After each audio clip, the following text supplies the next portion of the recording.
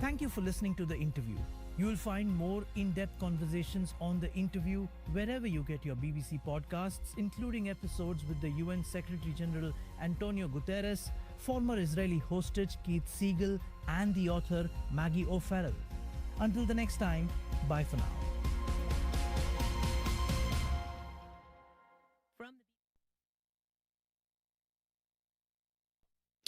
Good morning, Manitoba. You're listening to Information Radio here on CBC Radio 1, 89.3 FM, 990 AM, and everywhere on the CBC Manitoba YouTube page. I'm Corey Funk, sitting in just for today for Marcy Marcusa. Let's say hello to the wonderful team helping put together today's show. Abby Adiemi is our studio technician, also keeping an eye on your weather. May McKillop is our studio director this morning. She'll be keeping an eye on your commute.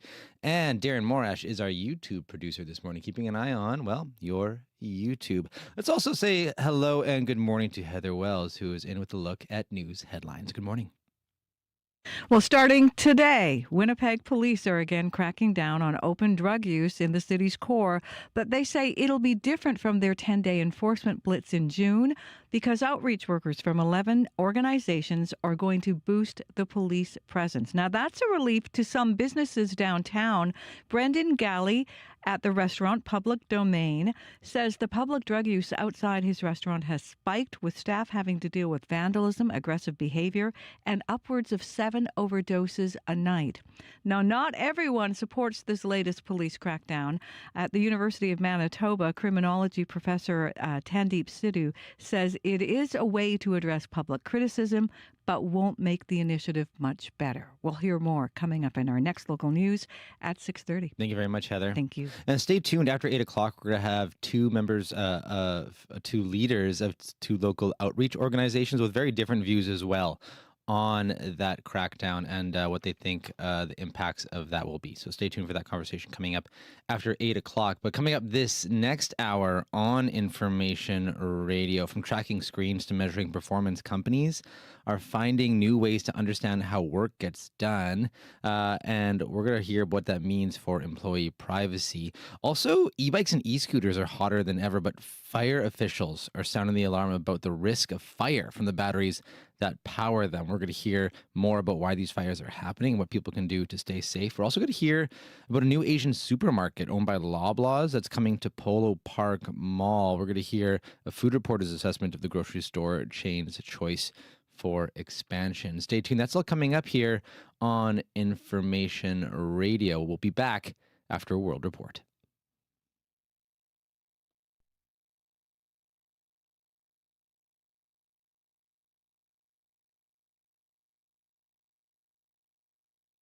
So playing with one of the biggest bands of the 90s, all in a couple of days. She'll be here to tell you about how that happened and why she wanted to write a book about what she called the last analog decade. Q, this morning at 10:30 in Newfoundland, and on CBC Listen, or wherever you get your podcasts. This is World Report. Good morning. I'm Anis Haydari. A suspected teen gunman is dead after allegedly killing several people in a shooting in Thailand.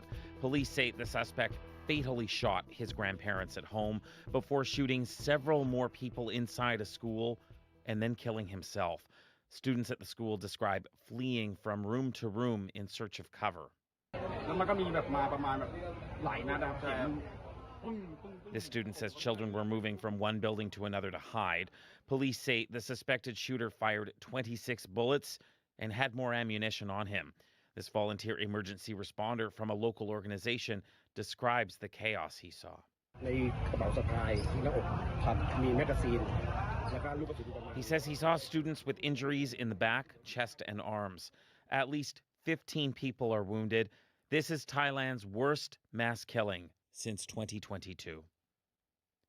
Donald Trump is making another move to restrict birthright citizenship just weeks after the Supreme Court rejected his broader ban.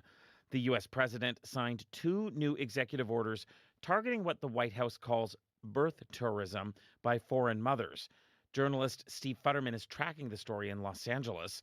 Steve, what is the White House targeting here? Well, you might be asking, wasn't this issue just resolved by the U.S. Supreme Court? And the answer is yes. The court upheld birthright citizenship earlier this year, affirming that if you're born in the U.S., you are an American citizen. It rejected Donald Trump's longtime claim that there should be exceptions. Now, Trump's latest attempt to limit birthright citizenship focuses on a number of specific areas, including what some call birth tourism. This is people coming to the U.S. in order to have a child. Trump advisor Stephen Miller.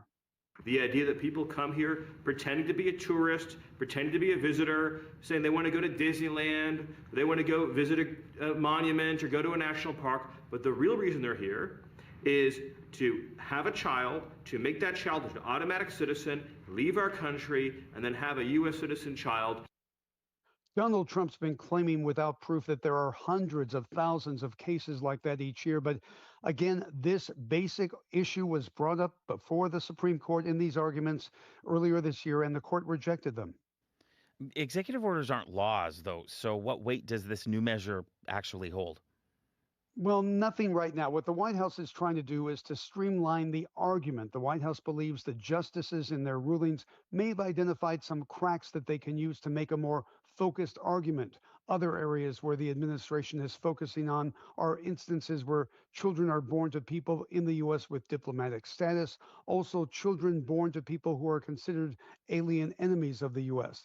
Now, it's rare for the Supreme Court to take up an issue a second time so quickly after a major decision, but this court, we know in many cases, has been quite accommodating to Donald Trump, and the White House is hoping they can get the court to consider this new challenge to birthright citizenship. Okay, thank you. Journalist Steve Futterman in Los Angeles. Thank you, Anise. A state court in New Mexico has ordered Meta to pay $567 million into a fund that supports teen mental health. Meta is Facebook and Instagram's parent company. The court ordered it to change how its platforms work for young users, including limits and controls on how much minors can use Facebook and Instagram at all. Meta says it will appeal the decision. Record-breaking heat is crippling Central and Eastern Europe. Slovakia hit an all-time high of 42 degrees on Thursday, while critically low rivers in Poland have forced two major power plants to shut down. Hungary is also sweltering, forcing tourists in Budapest to get creative. We took much of ice cream and cold drinks, and we are swimming in the water to cool down. It was very hard. The heat wave is making drought conditions worse across the continent and driving the risk of wildfire to historic levels. More than 100 wildfires are burning across British Columbia, and almost 50 of them are out of control. Two of the most concerning fires are in the Okanagan region. Thousands of people have already been forced to leave their homes, and as the CBC's Kimberly Davidson reports, more have been told to leave, as growing winds could make fighting the flames even harder. This has been I think the fourth evacuation from that property, which is, it's unfortunate. Dave Saruk owns one of the 425 additional properties evacuated along the west side of Okanagan Lake between West Kelowna and Vernon. He says being forced to flee your home is not something you get used to. But I guess the good news is the guys always seem to get the fire under control and out, so every time we do, we kind of cross our fingers it's going to happen again. Saruk is now one of about 8,000 evacuees province-wide. Central Okanagan Emergency Management says it was the BC Wildfire Service that warned conditions in the Okanagan could be about to change for the worse. Rising temperatures, lower humidity, and higher wind speeds all causing concern. Jody Foster is the Public Information Officer. That can mean the fire becomes more active, can move up in its ranks from rank 1 fires and 2 that we've seen to higher than that. And if that's the case, it can move more quickly. Dave Saruk is, like many, hoping their home will remain safe, but knows there are no guarantees. But again, you don't know. It's Mother Nature. That's what controls what ultimately happens. Temperatures heading into the weekend could reach highs in the mid-30s. Kimberly Davidson, CBC News, Kelowna. Emergency crews are still clearing damage across Niagara region after back-to-back storms dumped months of rain in just a few hours. Thousands of properties are flooded, and a state of emergency remains in place for St. Catharines and Lincoln. Paul Forsyth reports. Shouts of panic and fear as Jennifer Kreiser-Loney and her family helplessly watch a virtual river rush towards their St. Catharines, Ontario property. It looked like a tsunami because all of a sudden the forest floor was just flattening. A massive flood of water poured down the curved wall of rock in Kreiser-Loney's backyard and into her home. St. Catharines is in a state of emergency. So is the nearby town of Lincoln. Thousands of homes and businesses are flooded, including in Niagara's popular wine country, with several vineyards reporting damage. Tim Murata is the Director of Municipal Works for St. Catharines. He says days after the storm, his city is facing a new problem, sinkholes, posing a very real danger to motorists. Yeah, there'll be a vehicle going down the street and then the road is gone. With more rainfall in the forecast, people on edge wait to see if more bad days are ahead. Paul Forsyth, CBC News, St. Catharines, Ontario. Conservative MP Larry Brock is stepping down from federal politics next month. The representative for Ontario's Brant South Six Nations says he will resign on September 18th. He says he'll return to his former role at the local Crown Attorney's office. Brock was first elected in 2021 and won re-election last year. He says returning to the courtroom allows him to stay focused on community safety. Montreal's Gay Village is getting a glow-up. The city's mayor announced a $200 million redevelopment plan for the neighborhood. The project will focus on revitalizing its 1 kilometer-long commercial stretch. And as Sarah Levitt reports, locals are welcoming the news along with the return of a rainbow-colored art installation with some specific shapes. Today I'm very, very proud to announce the return of the village with say balls. Standing in front of garlands made up of plastic balls in the colors of the rainbow, Montreal Mayor Soraya Martinez-Ferrada has the crowd laughing. We're in the village, guys. We can say balls. She's talking about a once popular art installation, the canopy of balls along the Gay Village's 1.3 kilometer stretch in the city. They were taken down at the end of summer 2018 to much protest, and many have said the village demise began then. COVID didn't help. Alain Faux says so many stores and restaurants have closed since he opened his hair salon a few years ago. He's gay and a resident. The pandemic and then groups of homeless people who hang out in the area, he says, are part of the problem.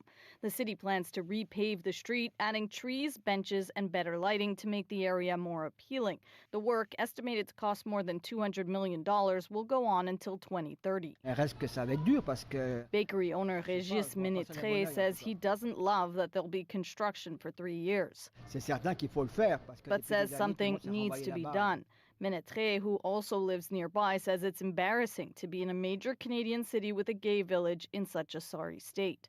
It will, though, definitely be busy on Sunday when Montreal holds its Pride Parade. Sarah Levitt, CBC News, Montreal. That is the latest from World Report. I'm Anis Haidari. This is CBC News.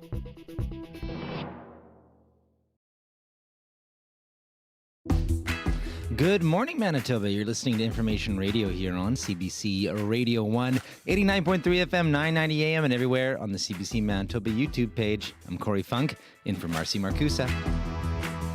13 degrees right now, heading for a lovely high today of 24, mainly sunny, and ahead, a lovely weekend forecast ahead for you as well. We're going to get details on that. Coming up this hour on the show, we're looking at how new workplace tools are changing the way productivity is measured and why some employees are pushing back. Also this hour, lithium-ion batteries are everywhere, and a growing number of fire officials say that's making them a lot busier. We're going to bring you more on that story here on the show. But up first, we're going to hear more about an Asian grocery store chain that's expanding to Winnipeg. It's owned by Loblaws, and it's opening at Polo Park Mall. We're going to get the details of what it could mean for our local food scene coming up on Information Radio. 6:11 right now. Let's check in with Heather Wells with a look at news headlines. Good morning. Good morning. Well, the manager of a downtown Winnipeg restaurant says he is relieved to see police cracking down again on open drug use, and this time with the support of outreach groups. Starting today, police resume their crackdown on drug use and trafficking, and unlike the last enforcement blitz, officers will work with 11 outreach groups that will offer help to people in need. But a criminology professor says this is really just a Band-Aid solution and resources would be better spent elsewhere. We're going to hear more about that. The city of Winnipeg is paying tribute today to a local rocker who never forgot his hometown. Brent Fitz has played drums with Canadian bands including Triumph and Streetheart, and currently plays with a band called Toque. And today he will have part of Bella Vista Crescent, where he grew up in Crestview, named in his honor. We'll hear more in our next local news coming up at 6:30. Thank you very much. Thank you. That is Heather Wells with your CBC News. Now, let's check in now with Abby Adeyemi, who's in with a look at your weather. Hello there. Well, Corey, the cool conditions continue like it's now Wednesday, Thursday, and even into the weekend. We still have this cooler summer day where we see our highs topping out just in the mid-20s, and that's what we will see today. It's going to start with some sunny conditions, and then we'll enjoy more of those widespread cool conditions across board. But for the northern region, we're still seeing damp conditions and cloud cover, some showers, and potential afternoon thunderstorms. Here in the Red River Valley region, we're looking at a cool start in Winnipeg. We're seeing temperatures, some areas reading 10, some areas reading 13. It's clear outside. The sun, it's about to make its appearance. Expect bright sunshine this morning. Then we'll see the clouds roll in by the afternoon period. A high would be around 24, and you'd notice the breeze from the northwest. Clear skies again tonight for all you stargazers, and of course I will see temperatures around 12 degrees for the Westman Parkland Interlake region. Similar conditions, 8 to 12 degrees, while up north similar conditions, 9 to 16. That's what you get today. But for Winnipeg right now, we're warming up to 24. It is 13 right now at the Forks. Lovely. I'm a big fan of this more mild weather. It's been Corey, it's perfect. Because there are some evenings that I really want to be outside and just look into the dark, but I can't. It's muggy, but the last 2-3 days, it's just been beautiful being outside. I've opened up or even if you're inside, you open up the windows, you got a little blanket. It's just starting to feel a little bit more cozy out Feels there. like September, right? A little bit, and I'm okay with that, to be perfectly honest. May McKillop is in now with a look at your cozy commute. Pretty cozy so far. No calls on the commuter line, but I did get a tip just a second ago from our pal Abby Adeyemi that the northbound turning lane off Bison Drive is down due to construction. Okay. So perhaps expect some delays in that area if you're driving through, and let me know what's going on your commute today, and I'll pass that message along. The number to call is 204-788-3093.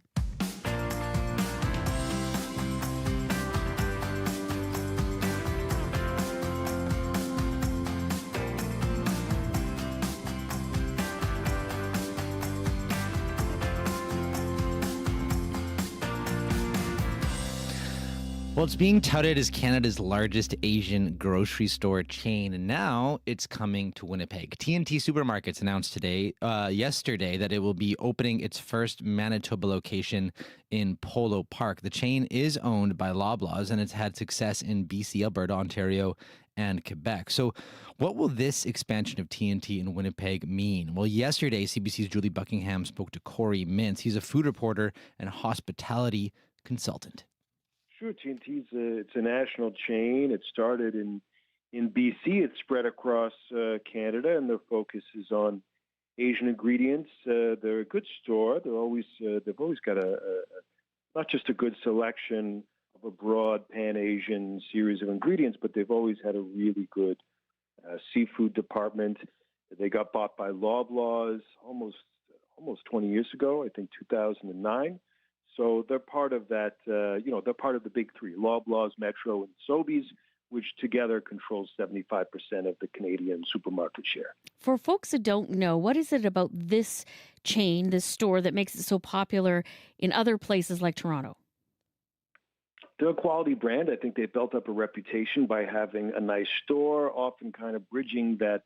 I lived for a long time in Chinatown in Toronto, and there was a half dozen grocery stores in my neighborhood that all offered a mix of ingredients but with a mix of service and sometimes not a lot of English labeling. I think T&T bridged that ground of having bigger stores. Their stores are closer to the average size store, supermarket in Canada, which is 40 or 50,000 square feet. So a much broader selection, and I think a labeling that makes it a bit more inclusive. And will they have things like a hot food bar or a bakery aside from the live seafood? They usually do. They usually have a sort of prepared food section, as do most grocery stores these days. I know that the location at Polo Park is slated to be about 48,000 square feet. That's typical of an average supermarket, but for local shoppers, consider that your average superstore is about 4 times that size. Right. What market does it target specifically? Well, I heard Tina Lee talking about the Asian market here, and that's obviously significant. And I think from their perspective, growing. You know, we've got a lot of local stores that serve that market. Lucky, ING, Young's. Shout out to 88 Mart. That's why the best selection of soy sauces is a Korean place. New Seaway. Not New Seaway, Seafood City, which is owned by Filipino Americans. So there's a lot of local shops that I think serve that community.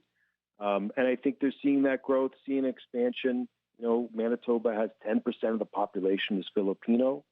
And I think because of a significant Vietnamese and Korean population, you're seeing a real, I mean, when my family was considering moving here, I went to Young's, and it was partly a sort of, can I live in Winnipeg? Can I get all the stuff I'm used to getting? You know, and I went, and I was the specific thing I was looking for.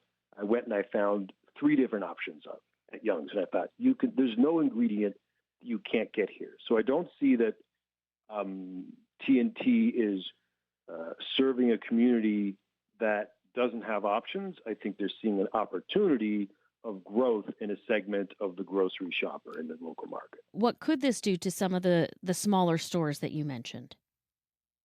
Well, it's a disruption. You know, they're challenging that, but they're challenging themselves as well, right? I mean, Loblaws, which owns T&T, is probably looking at 2 measures of success with this experiment. One is how much of the local Asian grocery market can T&T grab, and that's a growing market. So they're definitely a challenger to all those stores that I listed, but they're also questioning how much are they a challenger to themselves? How much does the Polo Park T&T cannibalize sales from the nearest superstore, which is at St. James and Sargent, that's less than 2 kilometers away. So they're kind of, I think, asking the question, what can the local market accommodate? What do we know about the history of the chain and how it became connected to Loblaws?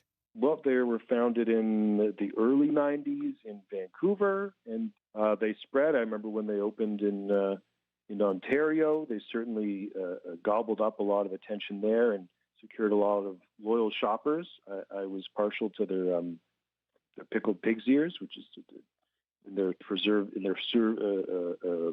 prepared food section. They got a nice chili oil that comes with those. I don't know if they still offer them, but eventually they grew enough that they were attractive to one of the big 3. Loblaws bought them. They've been run by them since.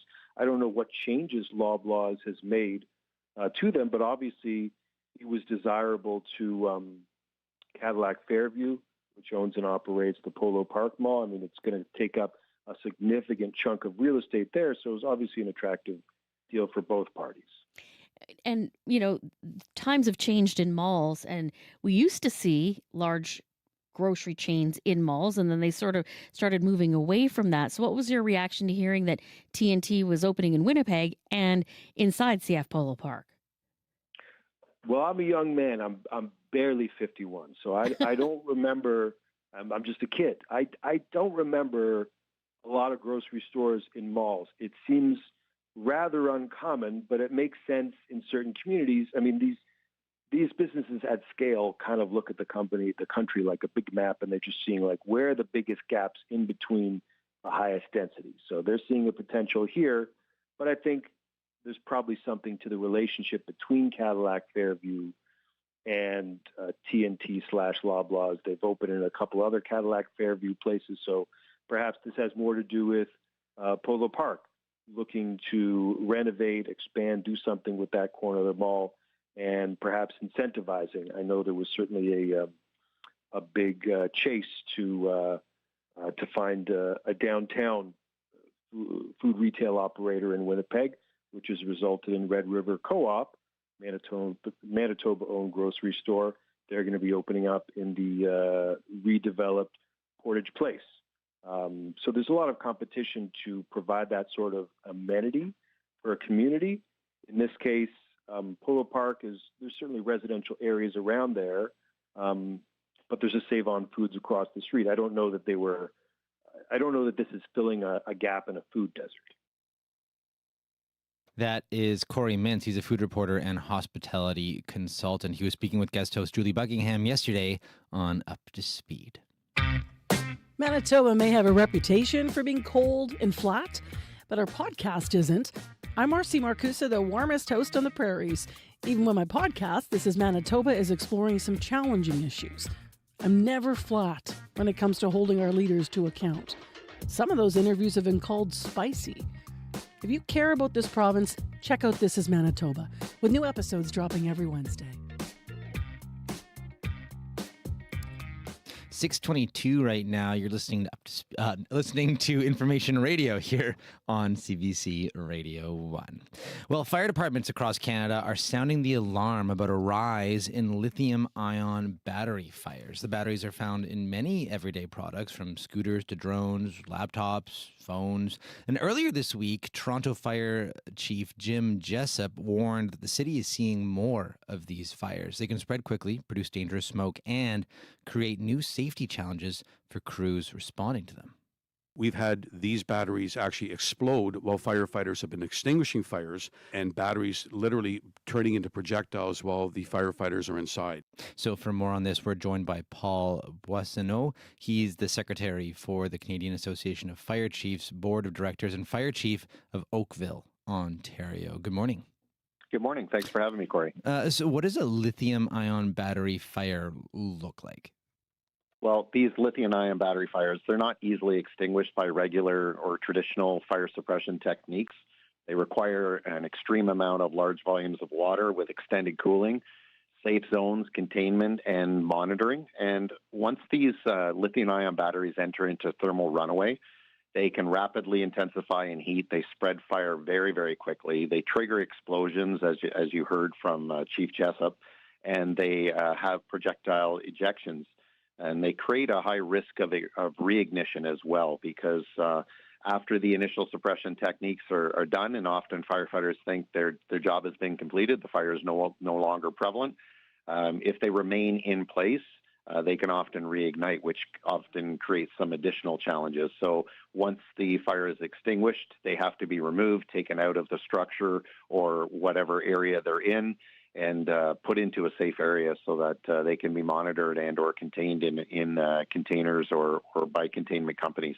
And how much of an increase have you seen in these fires in Oakville? Pretty significantly. I think probably people saw on the news we had a transformer fire that involved an EV vehicle that quickly spread to multiple other vehicles at a GO station. We've seen them in garage fires. We've seen them in multi-residential structures.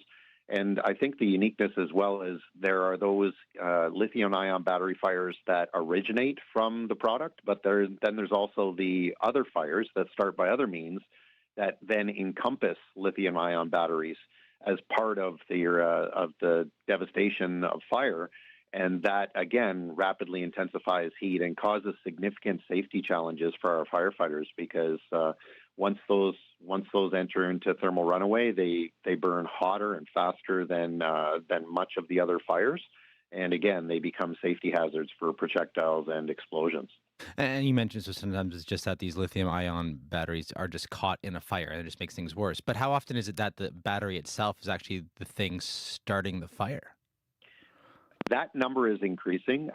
The exact number, we're certainly keeping the evidence-based data suggests from across Canada. Our census data for the Canadian Association of Fire Chiefs indicates that there are fires on a daily basis in communities all across Canada, and that number is increasing with the sheer number of volume of lithium-ion batteries in general that you mentioned, whether it's through e-bikes or scooters or micro-mobility devices.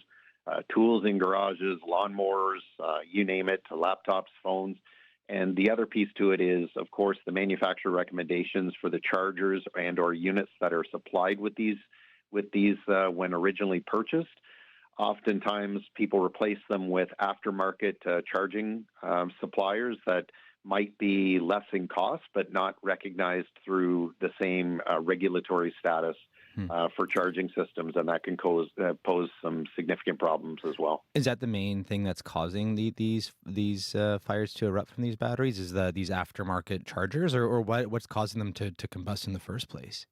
I think it's a multitude of issues. There's certainly the regulatory piece. Then there's also the location of where these units are being charged. There could be combustible materials that are in too close proximity. It could be, I dare say, user error in a sense where the individuals are either overcharging a unit, not watching a unit charging. It could be placed on combustible materials that obviously create some challenges, or smothering the device, not giving it the appropriate air to be around. So there's a lot of different contributing factors, and each fire has to be investigated on its own merits. But I would suggest the number of devices and the growth certainly has to be looked at, and there's a multitude of regulations and codes that also have to be looked at as well. So I imagine there might be someone listening right now who's got their e-bike or e-scooter charging in their garage or something like that and thinking, uh-oh, maybe I should go check it out. How concerned should people be, and what's your tips for people to keep those things from, combusting? I think certainly with the number of lithium-ion battery fires that are out there, I think due diligence for anyone is much like our three lines of defense: public education, prevention, and suppression. They are all coexist. So individuals should make sure they don't tamper with lithium-ion batteries. They try not to overcharge them. They make sure they follow the manufacturer recommendations and use OEM chargers wherever possible. Make sure that they have the recognized certification markings. Don't block any egress or exits. I know people often will place mobility scooters or e-bikes in entrances and multi-residential structures. That also becomes, if it was involved in a fire, it would cut off someone's ability to exit safely. Make sure you let batteries cool properly, and if you're charging them, put them on non-combustible materials, tile, metal, and make sure that they have lots of area to breathe. Don't ever store them in really high heat areas or areas that are subjected to below freezing temperatures as well. That becomes very important. An OEM charger, that means original equipment manufacturer charger. So the actual charger that came with the equipment, not something else, like aftermarket, like you mentioned. Absolutely. And if you need to source a new charger, again, the aftermarket ones that may not have the safety regulations imposed to them, yes, they're cheaper, but ultimately it's not a great investment, and it's certainly not a safe one. And finally, here in the last minute or so, before we have to let you go, firefighters have been calling for a national plan on this issue. What would that plan need to include? I think it's a staged effect where you need education, regulation, you need guidance, standards, testing, training, awareness. You need all the above. The Canadian Association of Fire Chiefs has been advocating for many years about a national fire advisor or liaison. You need subject matter experts at the table when creating policy and regulations. We're currently in the 2030 code development cycle, and we recognize codes don't change overnight, but we need to ensure that the 2030 code development for the National Building Code and the National Fire Code include lithium-ion battery safety and storage when talking about the energy storage systems, especially lithium-ion batteries. Well, Paul, thanks for your time this morning. Appreciate it. Thanks for having me. Paul Boissonneau is the Secretary for the Canadian Association of Fire Chiefs Board of Directors and Fire Chief of Oakville, Ontario. Coming up just ahead here, jobs reports are coming out for both Canada and the U.S. Later today, we're going to hear about what to expect on your business report. But right now, time for your CBC News from Manitoba. This is CBC News. Good morning. I'm Heather Wells in Winnipeg. At 6:30, a little bit of a cool start, 13 right now, and we'll stay that way. Northwest wind, mix of sun and clouds, and 24, a little below seasonal today for a Friday in Winnipeg. Starting today, Winnipeg police are again cracking down on open drug use in the city's core, but they say it'll be different from their 10-day enforcement blitz in June. Outreach workers from 11 organizations will boost their presence. It comes as a relief to some downtown businesses. Brendan Galley at Public Domain, a restaurant and bar on Portage Avenue, says resources are needed to help people who use drugs. There's just better, networks for those folks to connect individuals struggling to hopefully get them back on their feet, because that's ultimately what we want. Right now, we're just a little overwhelmed with the amount and the volume of people that we're having to work with. Galley says public drug use outside his restaurant has spiked, with staff having to deal with vandalism, aggressive behavior, and upwards of 7 overdoses a night. The latest police crackdown will run until November. Now, a criminology professor says Winnipeg Police's renewed crackdown is a Band-Aid solution. The University of Manitoba's Tandeep Sidhu says it is a way to address public criticism, but won't make the initiative much better. It's important in the interim that community groups do have a chance to provide culturally relevant supports to people on the street. But in that same sense, I think one of the things we want to highlight here is how many times do we need to engage in these open-air drug crackdowns to find out that they don't work? Sidhu says funding addictions programs and social services is much more effective. 7 years after her death, the memory of Kendara Ballantyne lives on in the Pas. Ballantyne was 18 when she went missing in July of 2019. Her body was found not quite 3 weeks later near the University College of the North. Yesterday, on the anniversary of that discovery, dozens of people gathered for a memorial walk to celebrate Kendara's life. Her aunt, Lorraine Paco, says the continuing support is a big comfort to her family. We do this because we need to keep her name out there. We need people to remember that Kendara was murdered. We hope one day we will get that justice, and I am praying that it is going to be in the near future. Police still haven't charged anyone in connection with Ballantyne's death. Winnipeggers shopping for dinner can now also pick up craft beer or coolers from the same Garden City grocery store. A liquor mart opened yesterday inside the Save-On Foods on McPhillips at the Northgate Shopping Mall. A few Winnipeg grocery stores already have Liquor Marts Express, but Manitoba Liquor and Lotteries maintains this smaller window service style kiosk is more convenient. The MLL's Robert Holmberg explains.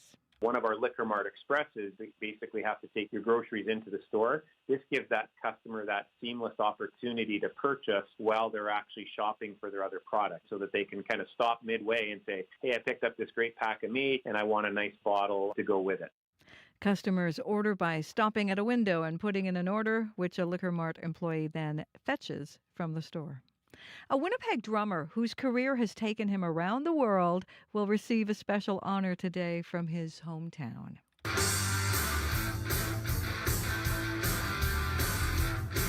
Brent Fitz has played with Canadian bands including Triumph and Street Hard, as well as international acts like Slash of Guns N' Roses fame. It all began on Bella Vista Crescent in Crestview. That's where today a short stretch of that street is going to get the honorary name Brent Fitz Way. I really just feel like this is what I do as a person that has that privilege to go around and play music around the world for like the last, 30, 40 years. And I find everything I learned from that street and that neighborhood and this city is all the tools I've been using forever. These days, Fitz plays bass and keyboards with the Canadian supergroup Took. They are scheduled to perform at the Burt Block Party next weekend. And Sea Bears advance. Gale for three, and he draws the foul on Tamian Dunmorton. And now the crowd is into it. The Winnipeg Sea Bears in the fourth quarter at Canada Life Centre last night, going on to defeat the Saskatoon Mamba 99-88. It is Winnipeg's first ever franchise playoff win. Jelani Watson-Gale named player of the game. And the Sea Bears managing that win without their star player, Teddy Allen, who was injured at a downtown nightclub last weekend. The Sea Bears next play in the Western Conference Finals against the Vancouver Bandits Saturday. You can find the latest news updated throughout the day at cbc.ca/Manitoba. And just for comparison, Heather, I was actually at the game the last time the Sea Bears played the Saskatoon Mamba, And that's where Teddy Allen scored, I think, well over 30 points, almost nearly 40 points. I should double check that. So without Teddy, they still managed to pull off a win. So well done, Sea Bears. And no word on when he might be back in the lineup. Yes, no word yet. So we'll have to see how the rest of it goes. But it seems like the Sea Bears are doing well. They're doing it. They're doing it. Thank you very much, Heather. Thank you. That is Heather Wells at your CBC News desk. Well, Abby Adiemi is in with a look at your fairly lovely forecast, at least for the south. Yeah, the cool trend continues, and of course, it's going to be bright into the weekend across southern Manitoba. But if you look up north, it's cool and it's a damp one to start. Here in Winnipeg, we're looking at mainly cloudy skies, 13 at the Forks, 10 at the airport. We're going to see lots of sunshine this morning, and then it's going to give way to a mix of sun and clouds by the afternoon period, with breezy northwest winds coming your way before we reach that comfortable high of 24 today. Across the southern regions, around Maurice, we're seeing sunny conditions there already, 12 degrees. Brandon is chilly at 8 under clear skies. Dauphin is at 11, while Gimli stats at 12 degrees. All the southern regions will see breezy conditions and a mix of sun and clouds developing in the afternoon period. Then we head into the northern region. Cool and damp weather continues. We're looking at the power flame flow on 14 degrees right now. Light rain falling there, aiming for 18 degrees. Thompson is at 12. Lynn Lake is at 13. Gillam at 16. And of course, Tudela Lake at 11. For the Churchill region, we still have foggy conditions there to start. 9 degrees at this time, topping out at 14. For the northern regions, we will see highs close to 17, 18 degrees as you get towards the power. But for today, across board, we're seeing cool mid-20s across the south with lots of sunshine to start, while the north will stay cool with just mid-teens, and there's a risk of showers in the forecast for most of the regions. Winnipeg right now, 13 at the Forks. We get to 24 later. Thank you very much, Abby. Thank you. May McKillop, what's going on with the commutes? Just a couple of closures due to construction that I'm going to keep an eye on today. It might be slowing things down. You might want to plan your route accordingly. Northbound Bison Drive is down to 2 lanes instead of its usual 4. There's also construction through Lajamodier at the Concordia intersection. That may slow things down quite a bit. Also, Marion is closed from Archibald to Panet just for a couple of days still. If those areas are slowing things down for you, give me a call and let me know. And if not, maybe you can get through there perfectly, and let's hope that's the case. But those are some things that I'm noticing today. Give me a call on the commuter line, 204-788-3093. Thank you very much, May. That is Studio Director May McKillop. Well, time now for your business report with Phil DeMont. Good morning.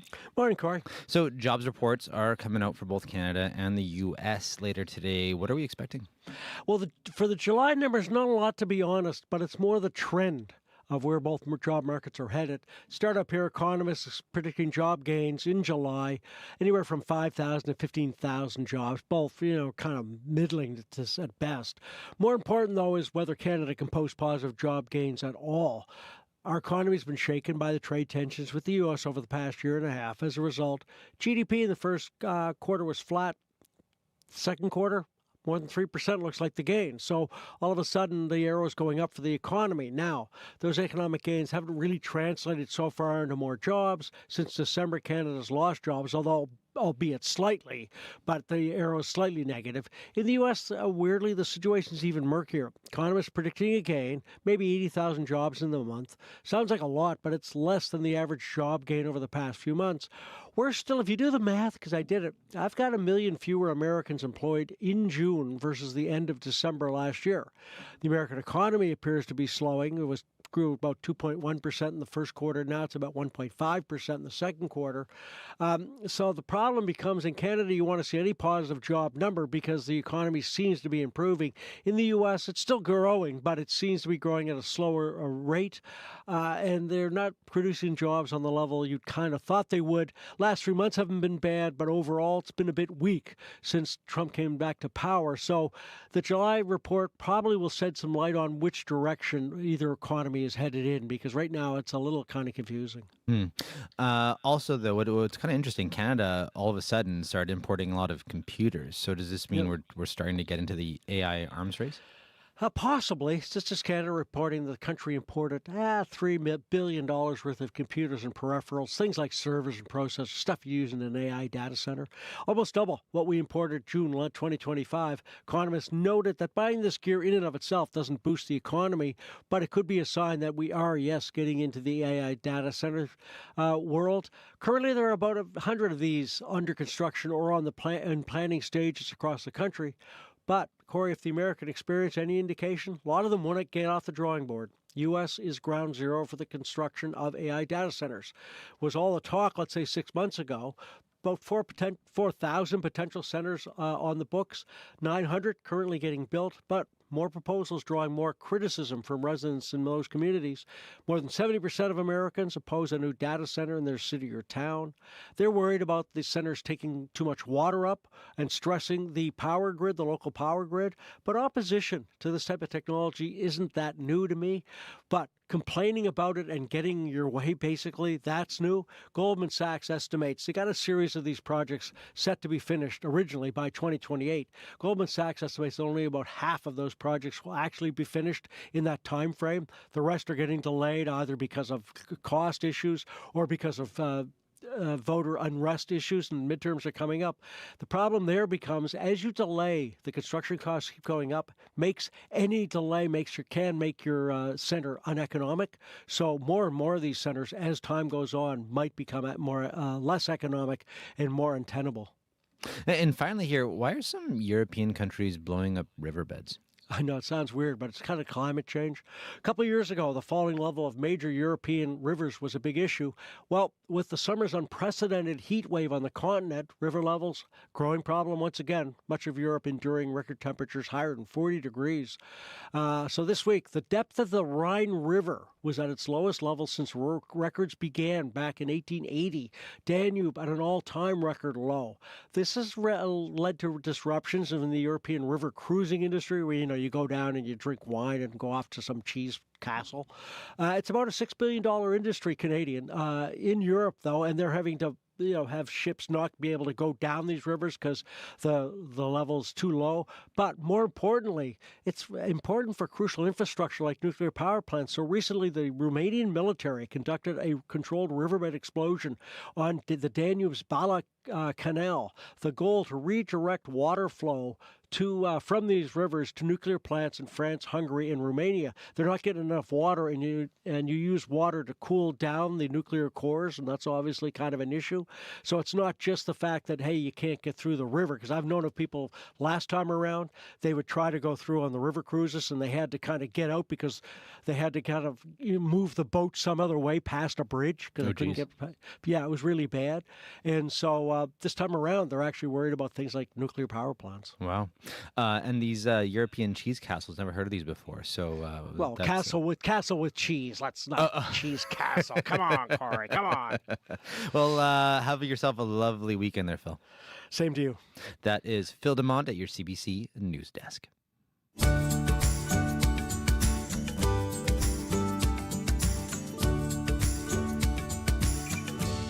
As your CBC Business News Desk, of course. Well, time now is 6:44 here on Information Radio. I'm Corey Funk, in for Marcy Marcusa. Well, next up here on the show, people in a small town outside of Calgary are expressing shock after learning one of Canada's largest white supremacist groups held a military-style training meetup there over the summer. CBC's visual investigations team identified the location of the meeting through clues the group posted on social media. The group, called Second Sons Canada, described itself as a, quote, men's nationalist club, unquote. Second Sons leaders have welcomed neo-Nazis into their ranks and called for mass deportations, quote, at gunpoint, unquote, of non-white people. For a better understanding of these extremist groups and how they recruit, CBC spoke to Tony McAleer. He's the author of The Cure for Hate, a former white supremacist journey from violent extremism to radical compassion. And he's now an advocate for helping people leave extremist movements.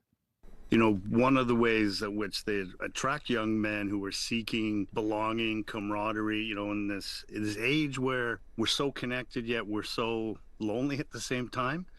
it sounds like a healthy thing to do. You know, I'm proud of my country, and I want to go and work out and hang out with the guys. But it's what comes behind that. It's what comes with that is problematic. But always on the surface is sort of this innocuous, it's not so bad kind of name or description of themselves that can seduce the unsuspecting.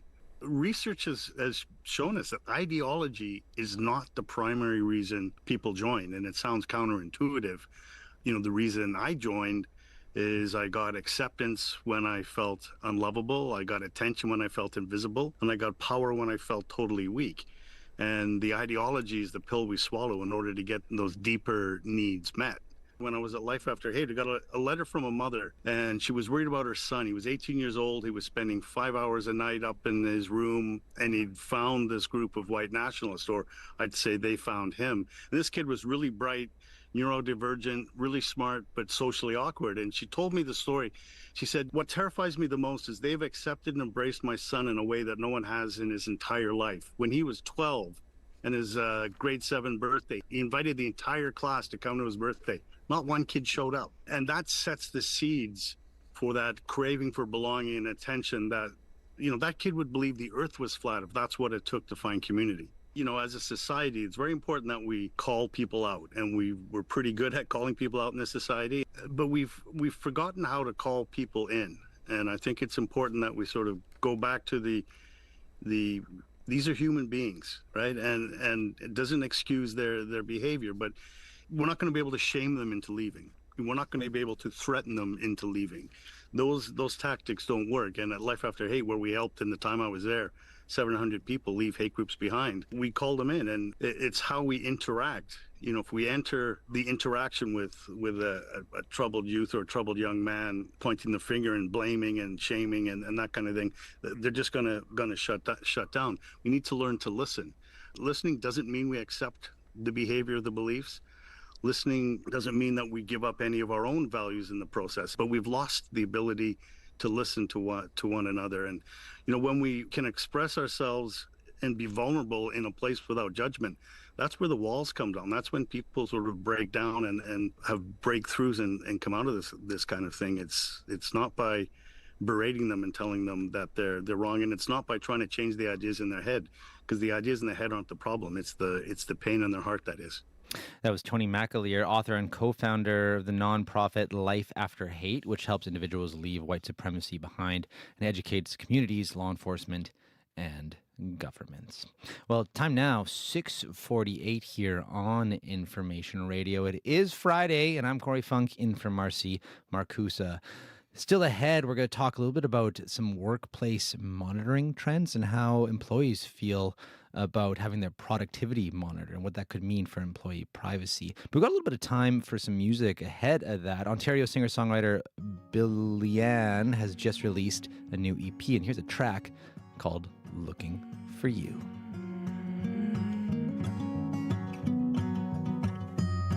He's never on time, but he's working on it for her. With his head above the laundry lines, he's the one who really sees her. She don't know where the grass might grow, where a car breaks down, where her heart gets broken. She sighs with water in her eyes, a list of goodbyes, and her heart so open.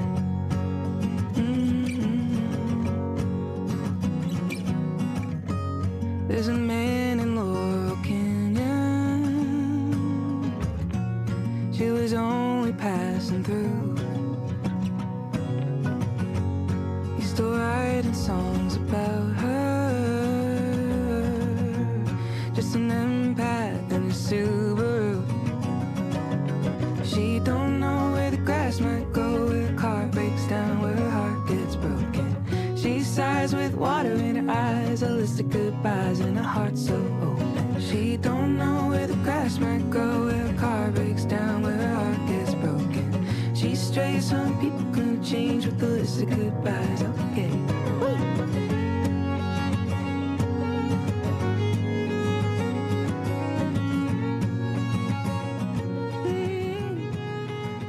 Well, that's little bit of Billie Ann with a song from her new EP. The song's called Heart So Open. Well, up next here on Information Radio, well, for many of us, work happens behind a screen. And now some employers are looking closer than ever at what's happening on those screens. These new tools are raising questions about how companies measure productivity and the line between accountability and privacy. Now, joining me now for more on workplace monitoring is Nita Chinzer. She's an associate professor in the Department of Management at the University of Guelph. Good morning. Good morning. What an interesting topic to start with. Yes, certainly. So what are some of the latest ways companies are tracking employees' work activity? So I think that people have traditionally known that badging is happening, like companies are organizing when we're coming into the work and when we're leaving the workplace. They know that website tracking's been happening, so we're not on YouTube or Netflix all day long. But the newest layer of electronic monitoring is a bit more about behavior rather than counting hours. So there's new AI technology that is being used to track presenteeism when we're in meetings. Are we actually communicating? What are our facial reactions? So if an employer comes up with an idea and I do an air clap, that gets flagged somehow. Or if I kiss my teeth and turn around, give a negative view, that emotion comes across. We're also seeing information being shared about, who you're messaging and what your response times are, and what kind of data you're accessing and what your meeting load looks like. And that's going into like a metadata file around who we are. That's collecting information from not just your Teams meetings, but also your Zoom and your keystroke tracker. And it's kind of creating a whole profile of who we are. And how does that kind of monitoring affect employees, and how are employers actually using that data? Yeah. How does it affect employees? Well, I think there's a spectrum, right? Right now, there's people who say, obviously, we're being monitored on everything, whether it's our iPhones or our cars, everything's being monitored. And they have generally lived with that approach. And others are saying this is a complete violation. I'm at work. Does the employer not trust me? Why do they need to engage in this kind of monitoring? As well, there's some sighs of relief from the people who are the overworkers, the ones who are picking up the slack, because they say that using this kind of electronic surveillance helps managers identify in an evidence-informed way the people who are not just absent, but not behaving in the ways that are required to complete the work. And when we've got someone who slacks at work, we're picking up the extra work that they're doing. And they're looking at this electronic surveillance as a way to finally help equalize the workload, especially when two people are doing the same job and getting paid about the same, but one person's slacking and the other one's picking up the slack. So there are some people who are looking at this with a sigh of relief. There's an argument to be made that employers, are paying people to work. So, don't they have a right to know how that time is being spent? What do you make of that argument? Yeah, it's a weird argument about, are we being measured for our input or for our output? And the traditional systems that we're under is that you put in a 40-hour work week. It's a artifact of the Industrial Revolution, when we were all working at machines, in industrial workplaces, and we had work shifts that were 8 hours. And now, how much you input isn't necessarily a measure of your output. Sometimes you can spend 8 hours a day in a meeting and really be not productive at all. But employers are still using that. I'll give you an example. Yesterday, I had to do citations. Anyone who's ever written a research paper for a university or for school knows citations are like the hardest and most useless thing to do from a procedural perspective. And what used to take me 6 hours, I did using AI in an hour. Now, if my employer turns around and says, okay, well, you were productive here, so we're going to penalize you for that productivity by giving you something to fill your remaining 5 hours, that might make me feel like I'm disincentivized to be efficient and productive. It might make me feel like I'm being penalized for that. Do workers have the right to know that they're being monitored at all? How does that work? They have the right under privacy legislation to know where their information is being kept and who has access to it and how long it's being kept. In some areas, like in Ontario, there's an employment legislation policy around e-monitoring, and employees have the right to know. but often employers are embedding that in the terms and conditions of work. So I don't know who's read their employee handbook cover to cover, or who's read the terms and conditions when they download a new software, but it's buried in there. And employers are generally quite transparent with, this is what we're doing and this is why we're doing it, but they're not like having one-on-one meetings with us to say, this is where it is. So I think that if you've got questions at work about what's being evaluated and why is it being done, you definitely have the right to ask those questions and to follow up with your IT team and look for that information on your online sites. And most employers being quite genuine about disclosing that information. I'm even curious too, like could this even be used as grounds for dismissal from a job as well? And how murky could that get? Because maybe you have this hard data says you're not actually doing the job we hired you to do. Here's the data, gather your stuff. Is that something you could see happening? Yeah, definitely. So on the extreme end, it could be used as grounds for dismissal, and it has been. So for example, there was someone who was charged with time theft because they claimed that they had been dealing with a certain client and they charged out for the time that they had spent with that client. But data from their print reports showed that they didn't print out any of the information about the client. Data from their accessing of the software showed that they didn't access any information about the client. Data from their email shows that they didn't respond or have any correspondence with that client. So it really was a tool used to collect metadata to prove that that employee did not, in fact, do the work that they were claiming that they did and billed for. So this has been used in the law before, but I think the softer uses of it are to initiate that conversation between the manager and the employee to say, hey, I've noticed you didn't say a word in the last 4 meetings. What's going on? And my fear, and the fear of many of us, is that if the AI gets used independently as judge and jury, then we're not giving employees a chance to talk about what's going on and why it's going on.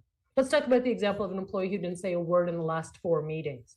That might be because they're sick. It could be because they have construction going on outside of their house and they didn't want to put their mic on. It could have been because they were putting in information in the chat. It could be because the last 5 meetings they came to, they articulated themselves and they were shut down and now they feel disempowered at work.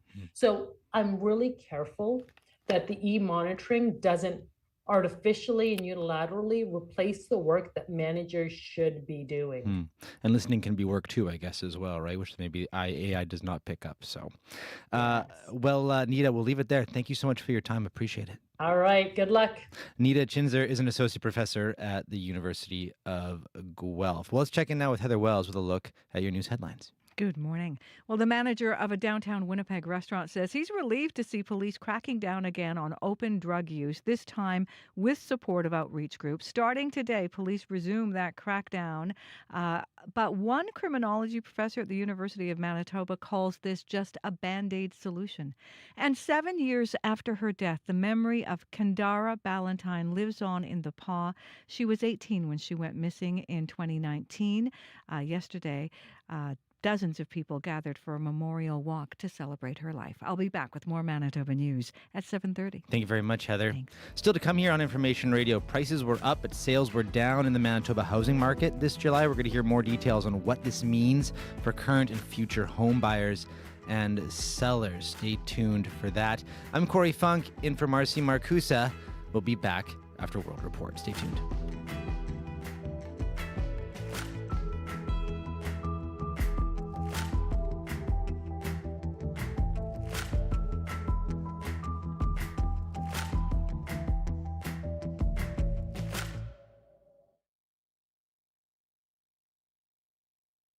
Today on The Current. I'm Lauren McGinnis. A Vancouver Island couple are wrapping up a hike across Canada, taking their final steps of the 15,000-kilometer journey in Victoria, what they learned about this country along the way. Coming up on The Current. The Current, this morning at 8:37, 9:07 in Newfoundland, and on the CBC Listen app. This is World Report. Good morning. I'm Anis Haidari. A suspected teen gunman is dead after allegedly killing several people in a shooting in Thailand. Police say the suspect fatally shot his grandparents at home before shooting several more people inside a school and taking his own life. It is the country's worst mass killing since 2022. Julia Chapman reports. A terrifying ordeal at a prestigious Bangkok high school. The shooting began just after 10 a.m. local time. Students could be seen fleeing the school. Others hid under tables. This student took shelter when he heard several bangs. He says he didn't recognize the sound as gunfire until a teacher told him to hide. Police say the perpetrator was a 14-year-old student at the school. The gun was his grandfather's, and he allegedly used it to kill his grandparents, who he lived with. He then went to the school and opened fire, using at least 26 bullets. The shooter appears to have been targeting teachers. This volunteer rescuer from the Ruam Katanyu Foundation recounts finding the gunman on the floor with a gunshot wound to his head, which appeared to be self-inflicted. He and his colleagues performed CPR and took him to hospital. The boy died on the way there. Thailand's Prime Minister Anutin Chanvirakul says he's saddened something like this could happen. Officially, illegal firearm possession is severely punished in Thailand, but the country has high levels of gun ownership and gun crime is common. This is the country's second school shooting this year. The leader of the opposition party says this should be a wake-up call for Thai society. He's calling for a review of gun laws to prevent future incidents. Julia Chapman, CBC News, London. Colombia is swearing in a new president today, but under heavy security, alongside fear of protests and rebel attacks. Conservative Abelardo de la Espriella narrowly won June's election, promising to crack down on armed groups. He is breaking tradition by holding his inauguration in Cali, a city hit hard by recent rebel violence. Manuel Rueda has more. Colombia's military has taken no chances. For days, armored vehicles have been parked along the roads leading into Cali, with soldiers inspecting trucks for explosives or weapons. Rebel groups in this part of the country have become more powerful over the past 2 years, and Colombia's new president wants to make a point by holding his inauguration here instead of staying in the nation's capital. We're going to regain control of our cities and our rural areas, De la Espriella said in a speech this week. The former criminal lawyer has promised to cut peace talks with rebel groups and confront them with greater military force. He's the latest conservative to be elected into office in Latin America by voters increasingly concerned about crime. Right-wing leaders have recently won elections in Peru, Chile, and Ecuador as a conservative wave appears to sweep over South America. Manuel Rueda for CBC News, Bogotá. A landmark ruling in New Mexico is forcing Meta to hand over more than $500 million for harming children's mental health. A state judge ordered the tech giant to fund youth treatment and prevention programs after finding its algorithms engineered social media addiction. The CBC's Linda Ward is following this. Linda, get us up to speed on what this case was all about. So this case was divided into two phases. Phase one, back in March, the jury found Meta's platforms harmed children's mental health and focused on money over safety, finding them $375 million. This one, phase two, was to consider whether Meta's platforms were actually a public nuisance. So the judge ordered Meta to pay another $567 million, saying they're akin to a polluting factory. Out of the $900 million in fines, about half will go to treatment for young people, the rest to awareness and prevention. The court also ordered Meta to better use AI to verify children's ages and remove like counts for users under 18 and push notifications for underage users in the overnight hours. Now, New Mexico's Attorney General Raul Torres called it a victory for every parent who's worried about what social media is doing to their child and every child who deserves to grow up safer online. This is a huge financial penalty, though. $567 million US. What is Meta saying about this? Well, they're saying they're going to appeal, saying they work hard to keep people safe and will continue to defend themselves against claims that misrepresent the facts. And they'll have plenty of opportunity to do that because there are thousands of families and about 800 school districts alleging harm, suing the company. And next week, Another major trial against Meta begins in California, the first 4 of 29 states suing for features on Instagram and Facebook they say are addictive to children. $942 million is really pocket change for a company that made about $60 billion last year. But Meta says those 4 states are seeking a total of $1.4 trillion in damages. That's a lot of money at stake here. Okay, Linda, thanks for telling us about this. You're welcome. The CBC's Linda Ward in Toronto. Neighbors in Spokane are coming together to rebuild as firefighters battle destructive wildfires across Washington state. More than 900 structures have been destroyed, and police have arrested a suspect accused of setting a fire in the region. Ina Sidhu reports on how the community there is rallying to help families deal with the aftermath. It was complete shock, really, to be honest with you. You couldn't make out anything. Bryant Hemphill is trying to navigate the loss of his mother's home. But in all the devastation, he's also seeing something else, a community determined to help. But I knew this is what would happen. And that's why, to me, I would encourage people to say, hey, listen, you're going to see the best part of this from this community, because I've grown up here all my life, and I knew this community would step up. Across Spokane, neighbors are rallying around families who have nothing left. You guys are amazing. So how many people do you think helped with these donations? Maybe 50 families. At Project Beauty Share, founder Julie Farley says truckloads of shampoo, toothpaste, and other everyday essentials are being packed for evacuees and firefighters on the front lines.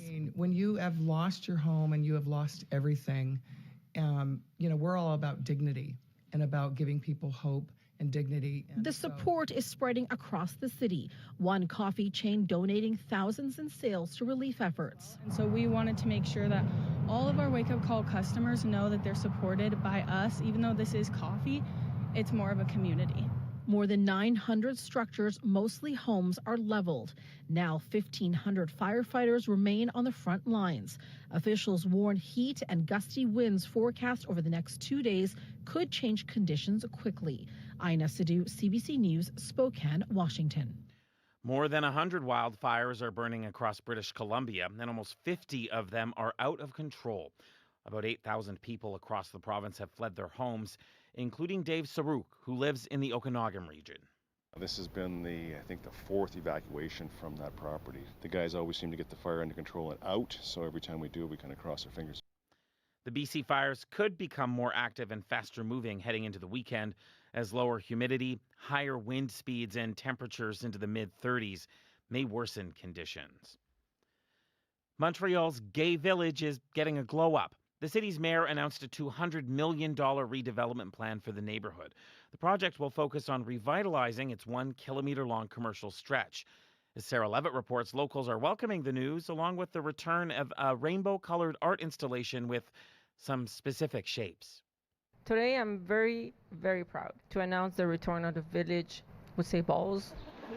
Standing in front of garlands made up of plastic balls in the colors of the rainbow, Montreal Mayor Soraya Martinez Ferrada has the crowd laughing. She's talking about a once popular art installation, the canopy of balls along the Gay Village's 1.3 kilometer stretch in the city. They were taken down at the end of summer 2018 to much protest, and many have said the village demise began then. COVID didn't help. Alain Faux says so many stores and restaurants have closed since he opened his hair salon a few years ago. The pandemic and then groups of homeless people who hang out in the area, he says, are part of the problem. The city plans to repave the street, adding trees, benches, and better lighting to make the area more appealing. The work, estimated to cost more than $200 million, will go on until 2030. Sarah Levitt, CBC News, Montreal. That is the latest national and international news. For news anytime, you can head to our website, cbcnews.ca, or you can head to the CBC Listen app for World Report on demand. I'm Anis Haydari. This is CBC News.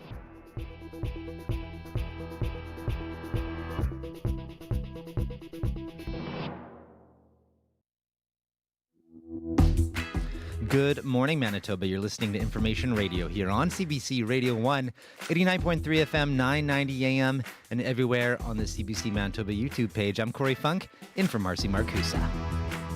Well, coming up this hour on the show, some Wolseley residents are worried about the effects Winnipeg transit buses are having on their homes and roads. We're going to hear from someone who says the city isn't doing enough to address their concerns. Also coming up this hour on the show, you may have heard of niche hobbies before, but have you heard of frog jumping? It's actually a long-standing tradition in one small Manitoba town, and yes, it does involve actual frogs. We're to hear more about that. But up first here on the show, July saw record average prices for some types of homes in Manitoba and a decrease in sales. Coming up first here on Information Radio, we're going to hear an expert view on what this says about our province's current housing market. Stay tuned. That's coming up next. First, though, at 7:11, let's check in with Heather Wells with a look at news headlines. Good morning. Well, starting today, Winnipeg police are again cracking down on open drug use in the city's core, but they say it's going to be different from their 10-day enforcement blitz back in June. Outreach workers from 11 organizations will boost the police presence. It comes as a relief to some businesses downtown. We'll hear from one, but not everyone is backing this latest crackdown.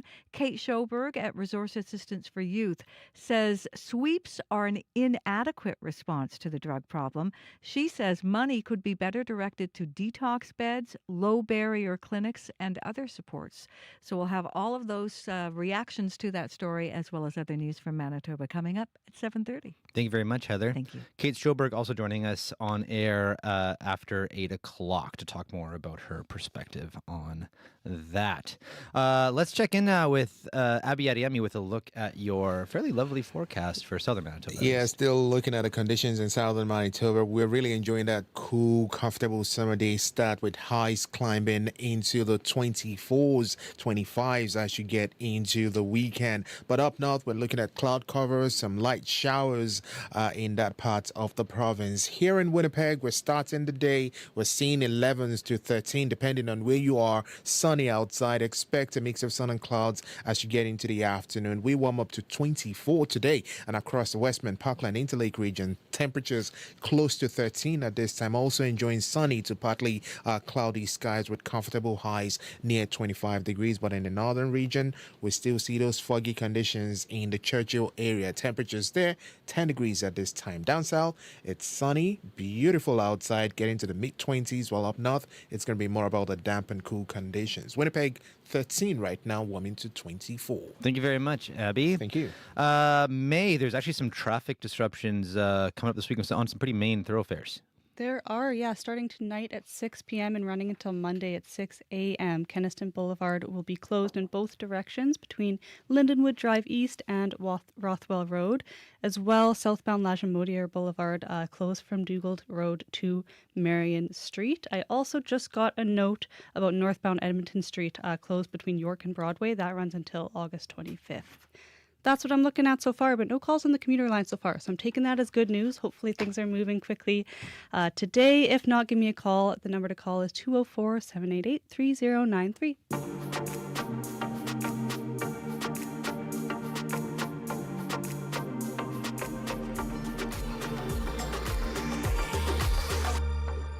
Well, up next year on Information Radio, if you're in the market to buy a home, you may be wondering, is now a good time? Well, that's part of what we'll talk about with our next guest. Dan O'Brien is the president of the Winnipeg Regional Real Estate Board, which just released their real estate report for July. Now, the report shows that some types of homes reached record average prices last month in Manitoba. And Dan joins us now in studio to tell us more. Good morning.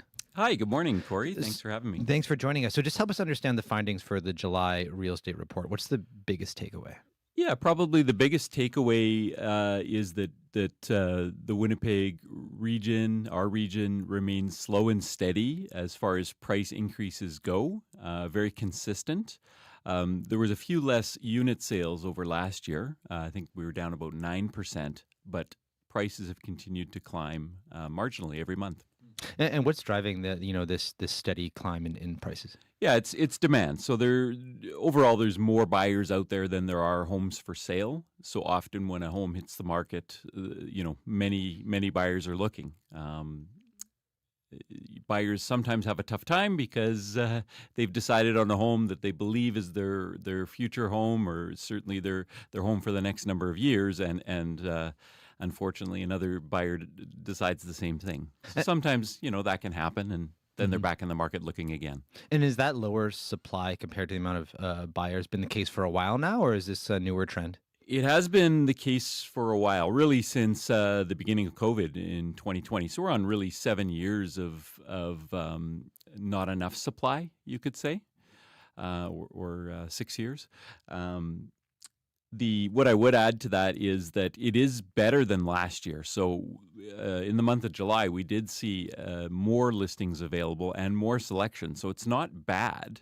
There is homes out there for people to look at and to purchase. It just sometimes takes more than one chance or opportunity. And what is the average price of let's say a single family detached home? Based on the numbers from July. Yeah, no problem. So the average price in our region is $473,000. In Winnipeg, it was $486,000 for the month of July. Okay, and what does this all meant? This lower supply with higher demand meant for the buying process. I know bidding wars or something that people are always kind of wondering, is that going to be my situation? What does that meant for the bidding war situation? Yeah, that's a great question.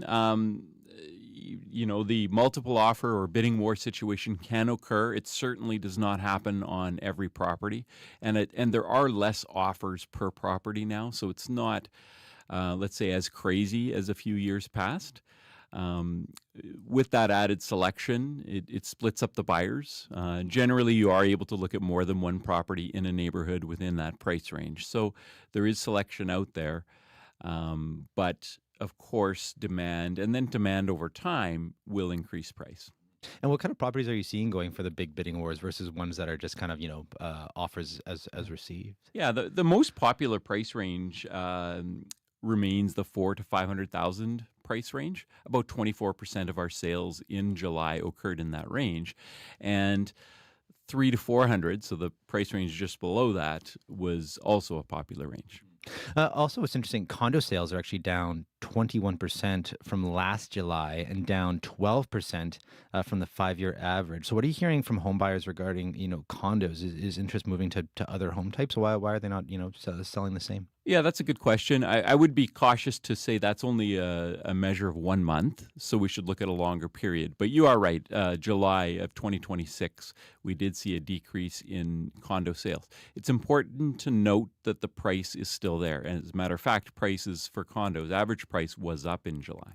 Okay, and is that a general trend for condos? Are the prices going up? Because sometimes you hear about people actually selling at a loss of the one kind of property that isn't actually that lucrative. Yes, condos. Yeah, no, that's definitely true. People can have a loss. Usually, it's from a short-term situation if they've only owned for 2 or 3 or 4 years.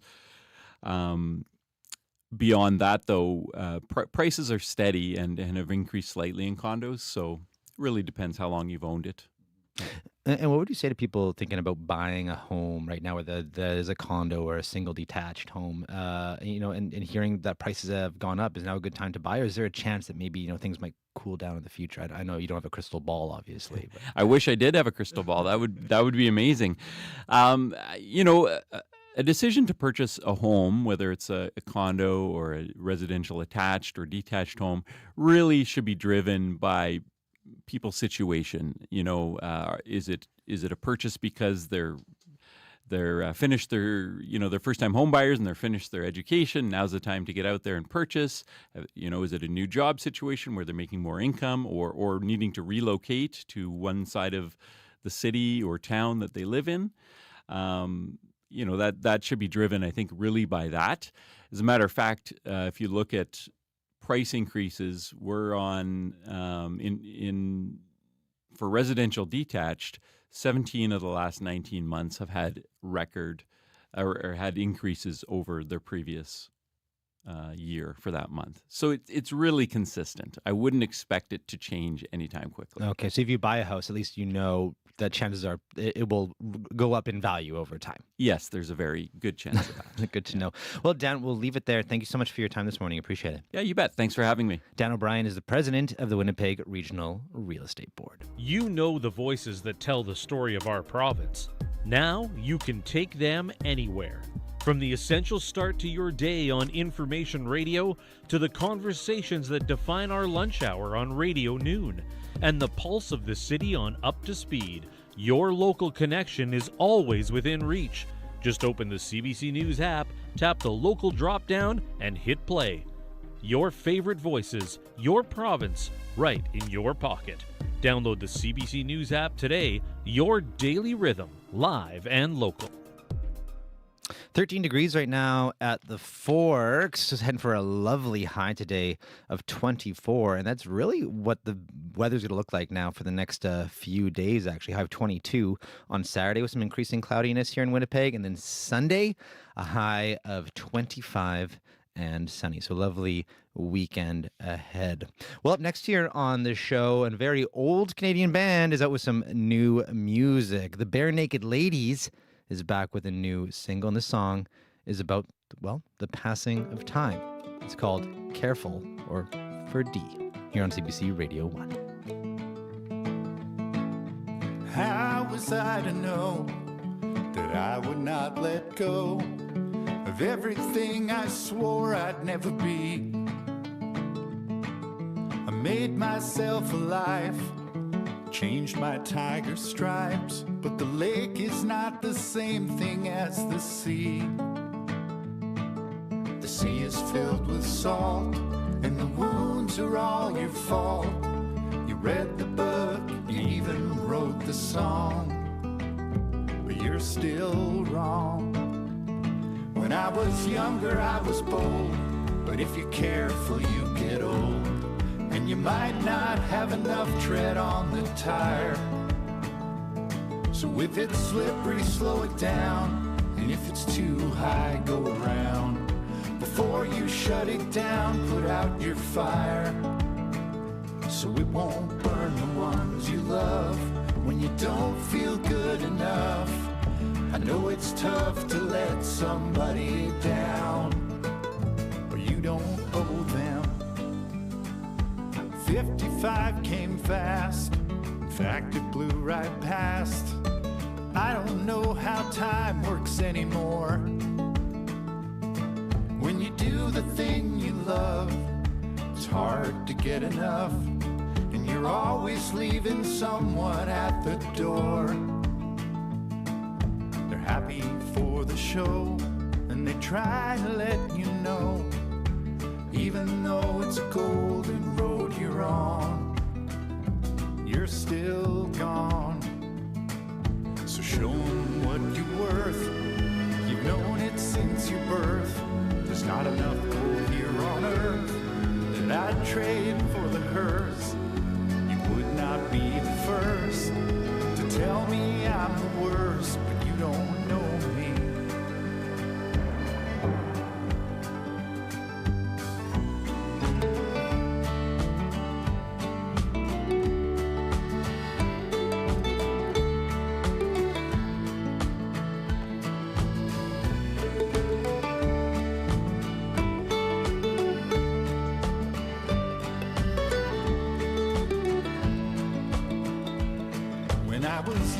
I was bold, but if you're careful, you get old, and you might not have enough tread on the tire.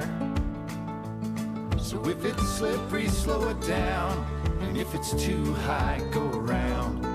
Before you shut it down, put out your fire, so it won't burn the ones you love when you don't feel good enough.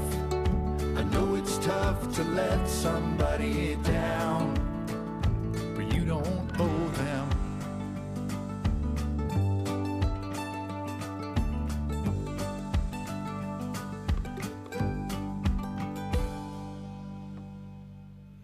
It's the Bare Naked Ladies with their brand new single, Careful, or also known as 4D. Lots to chew on there. I haven't heard a brand new song from the Bare Naked Ladies in a long time. Well, 7:24 right now, and time to pivot to morning sports with Paul McGowan. Hello. Hi, Corey. We are going to talk about basketball just ahead. That was a bit of a pun, but now let's actually start with tennis. So let's start with more bad news for Canada at the Canadian Open. And bad news from an unlikely source, because Gabby Dabrowski is a doubles wizard, was ranked second in the world as recently as February. But like so many of her compatriots in singles play, she falls yesterday in the round of 32. So no Dabrowski in this doubles final. Although before her tournament ended, we did get this story from her about meeting the Princess of Wales, Kate Middleton. It was kind of surreal because I didn't know that she knew about my situation, and she straight away just said, "You've been through some struggles," and I was like, "Yeah, I have," and then talked about that a little bit. Obviously, she's handled her situation with such grace too, and it was really nice to hear how much she appreciated that I kept playing through my treatment. It was just such a nice moment. Gabby Dabrowski talking to TSN about, connecting with Kate Middleton at Wimbledon over her struggle with breast cancer. By the way, Canada's other hope in doubles, Leylah Fernandez, also lost yesterday. Although Leylah is still alive in singles, her round of 32 match is scheduled for early this afternoon. Let's go to basketball now. The Toronto Tempo failed again to get back into the win column. Yeah, 8 straight losses for the Tempo. And heading into last night's game, there was hope. The Tempo had played a little bit better on Tuesday, and they were playing a team in the Portland Fire who themselves had lost 5 straight games. But last night was not especially close. 97-83 for Portland. The Tempo did have a good fourth quarter, but Julie Alamond says that's far from good enough. We showed up finally, I would say, because the first 30 minutes, we were not ready to play. We were just passive the whole time, and we just needed some energy. We need everyone. We need everyone to be ready to play from the beginning. And like we said in the locker room, the start of the game wasn't good enough, and the third quarter wasn't good enough. So we need to look at ourselves first in the mirror, and we just need to be tougher. What she does not mention in that assessment, she said, a bad start, bad third quarter, does not even mention the second quarter in which they were outscored by 12. So lots of work to do for the Tempo. They do get the weekend off. That's ahead of a tough matchup with Atlanta on Monday. Now let's finish on soccer, and there's more drama for FIFA as we head into the weekend. Yeah, we've been talking all week about Gianni Infantino and the fallout from that plan of his to allow private investment in the World Cup. And I talked yesterday about the fact that the nearly bulletproof Infantino might finally lose his job as FIFA president, but it could be worse than that. UEFA is saying that even though Infantino backed down from that plan, they are still planning to boycott FIFA events, and that begins with next month's Under-20 Women's World Cup. English defender Lucy Bronze says that she's on board. The message that we stand by as players is for the good of the game. The players who play in those competitions, the European players, we stand by our beliefs and what the right thing is for our game. And if that means boycotting competitions, then that has to happen. It's for the future of the game, and not just for me today and tomorrow. It's for all the little girls or little boys who come after us to make sure that they're in a good place when the game's moving forward. UEFA, in talking about this boycott, is looking for an assurance that privatization of FIFA events will not be on the table in the future, although how can you trust that kind of assurance from a man like Gianni Infantino? That remains to be seen. Finally, Corey. That is Meet Me in St. Louis by S.H. Dudley, recorded in 1904. That was the last time that Canada played at a non-boycotted Olympics that they did not host. And if the under-20 men's side wins tonight in Mexico, they will just about guarantee themselves a spot at the LA Olympics in 2028. So could be a special night for Canada. Kickoff tonight is at 9 p.m. Oh, lots on the line. Well, thank you very much, and have a good weekend there, Paul. Thanks, Corey. You too. That is Paul McGowan with your morning sports. Well, just a traffic note for folks. Heads up that there are some closures starting today at 6 p.m. until 6 a.m. On Monday. Keniston Boulevard is going to close in both directions between Lindenwood Drive East and Rothwell Road starting today at 6 until Monday at 6 in the morning. As well, southbound Lajemortier Boulevard will be closed from Dugald Road to Marion Street, both for rail crossing maintenance. So all weekend, that's going to be some big, as you can imagine, disruptions there. So heads up. If you see anything else going on the commute, you can give us a call on the commuter line, 204-788-3093. Stay tuned. Just ahead here on Information Radio, we are going to talk about a long-standing tradition of one Manitoba small town known as frog jumping with real frogs. It's coming up after your CBC News from Manitoba. This is CBC News. Good morning. I'm Heather Wells in Winnipeg at 7:30. You're feeling the chill when you step outside. Lots of sun, but it's only 13 degrees right now. We will be cooler than seasonal today. Mix of sun and clouds, a high of 24. The manager of a downtown Winnipeg restaurant says he's relieved to see police cracking down again on open drug use, this time with support of outreach groups. Starting today, police resumed their crackdown on open drug use and trafficking. Unlike the last enforcement blitz back in June, officers this time are working with 11 outreach groups to offer help to people in need. Brendan Galley at Public Domain, a restaurant and bar on Portage Avenue, says public drug use outside his restaurant has spiked, with staff having to deal with vandalism, aggressive behavior, and upwards of 7 overdoses a night. If we don't see a transition where this community, this block feels healthy and safe again, we may not be here next year. And that's a scary thought for us. Now, an advocate says Winnipeg Police's crackdown is not a good use of resources. Kate Schoberg at Resource Assistance for Youth, or RAY, says they were consulted but didn't want to be involved. Police presence doesn't reduce people's usage, but does force people to make choices about how they use, which can be a lot less safe. It's not clear what the practical outcome is meant to be out of police and outreach groups going out together. Schoberg says sweeps are an inadequate response to the drug problem. She says money could be better directed to detox beds, low-barrier clinics, and other supports. You can hear more from Kate Schoberg coming up after World Report at 8. Friends and family marched together in the Paw yesterday evening, celebrating the life of Kendara Ballantyne. Ballantyne was 18 when she went missing in July of 2019. Her body was found about 3 weeks later near the University College of the North. Gloria Ballantyne Paco is Kendara's older sister. She remembers her as being strong physically, mentally, and emotionally. She gave the best hugs. She was very small, but she was very strong, and you could tell the depth of her love for you based on that. Police still haven't charged anyone in connection with Ballantyne's death. Winnipeggers wanting to buy a beer to go with that rotisserie chicken can now do both at a Garden City grocery store. A liquor mart opened yesterday within the Save On Foods on McPhillips at the Northgate Shopping Mall. The small window-style kiosk carries 240 varieties of booze. Customers can roll their shopping cart up to the window, place an order, and a liquor mart employee fetches the items for you. Robert Holmberg is with Manitoba Liquor and Lotteries. In terms of what's more seamless about it, this one happens to be more towards the front of the store, but it's located directly beside the pharmacy. So it really allows that consumer to shop in store while they're getting their groceries in terms of people buying food and then, hey, I need a bottle of wine to go with that. Now, a few Winnipeg grocery stores already have Liquor Marts Express, but MLL maintains the smaller window-style service is even more convenient. The city of Winnipeg is paying tribute today to a local rocker who never forgot his hometown. Brent Fitz has played with Canadian bands including Triumph and Streetheart, as well as international acts like Slash of Guns N' Roses.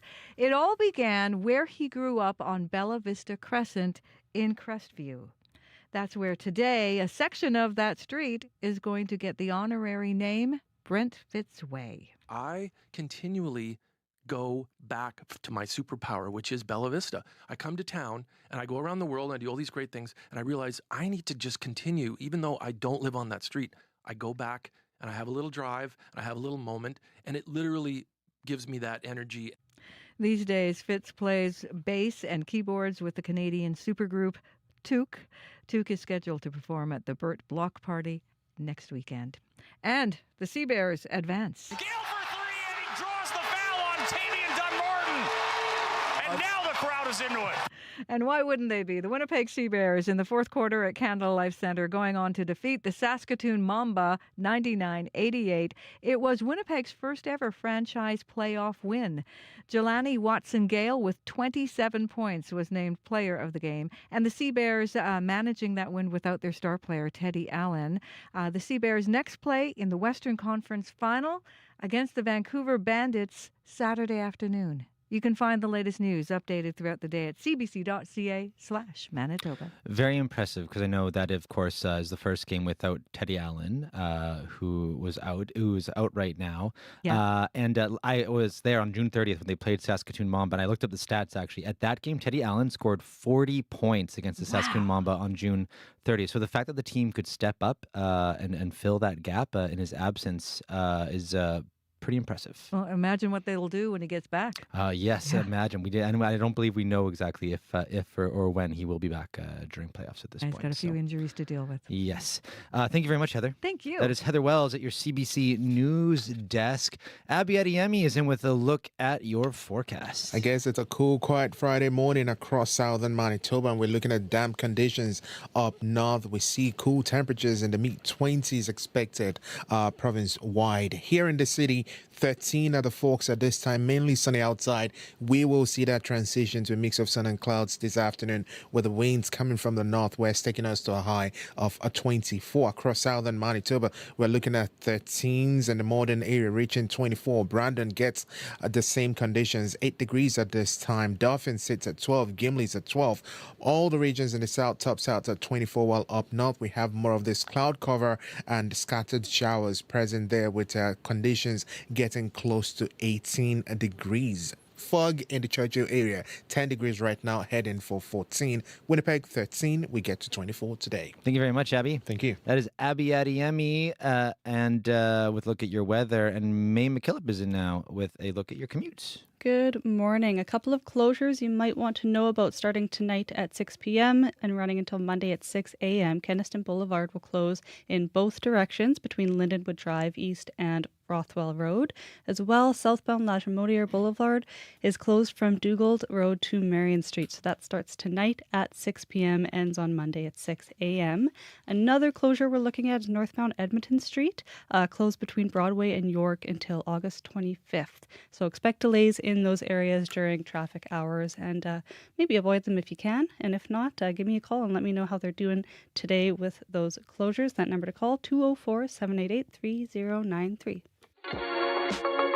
I'm Jura McElraith, your local reporter for CBC Manitoba in Steinbach. You're listening to CBC Radio 1.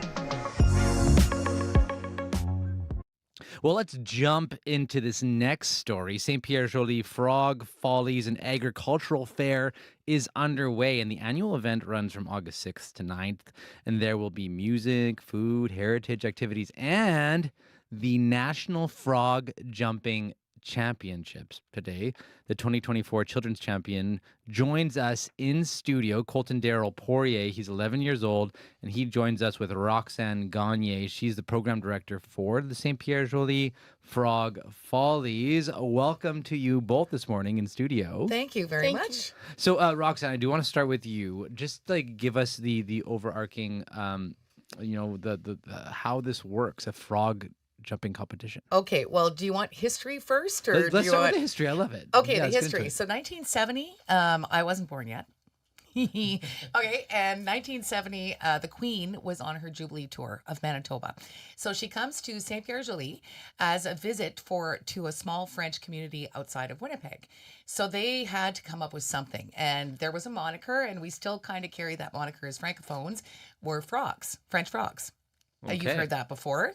Okay, French now- referred to as French frogs. It was a thing for a long time, particularly because in France they like to eat frog legs. Okay, so this is where we would get the French frogs thing. So we decided to play on it, and we decided to do a frog jumping competition. It was really out of the box thinking for the 1970s, I would say. And the Queen came to St. Pierre, and they did a frog jumping competition for her. And that was the very first inaugural Frog Follies in St. Pierre-Joly. Really? Okay, and what does this competition actually look like? Because there's a physical frog frogs that you make jump. Yes, they are. So back in the day, it was a fun competition where the kids got to go and pick their own frogs and bring them in. Now we're a little bit more regimented with us picking the frogs, making sure they're well taken care of. But the kids come in, they register, and then when they sign up, they have an opportunity to jump a frog. The frog needs to do 3 big jumps, and whoever does the longest distance is your winner. Okay. So Colton was our winner 2 years ago. Right. So Colton, tell me a little bit about that. How did that competition go in 2024 for you? What was your technique to make the frog jump the furthest? So, like, I smacked the ground beside it, and then I'd, like, blow on it, too. Oh. So that makes it jump. Really? Okay. And is that like a technique that everybody uses? That was like your own special patented technique? Some people use it, too. Okay. And what other techniques have you saw people try to get the frogs to jump? Like, what other moves? do people use? They, like, pat their back, so they just go... Okay, so they just like kind of they kind of just like Yeah. touch them a little bit so that to make them move. Yeah. Oh, that's interesting. And then were you surprised that you won, or you knew that technique was? Did you practice? No. Okay, you just kind of I went with didn't- instinct. Yeah, I didn't know that I'd win. You don't go to a nearby pond the week No. before and just find a frog and see how far you can make it hop. You're just a natural. That's awesome. And for the town itself, like, what does this come to mean for the town? Like, you growing up, Colton, is this something you've always like aspired to take part in? No. I've only been going since 2024. Okay. And so did you compete last year then as well? Yeah. Okay, and what place did you get last year? Third Okay. or fourth. Okay, and now this year, so you're really hoping. Are you going to use the same technique this year, the pat and blow technique? Yeah. Okay.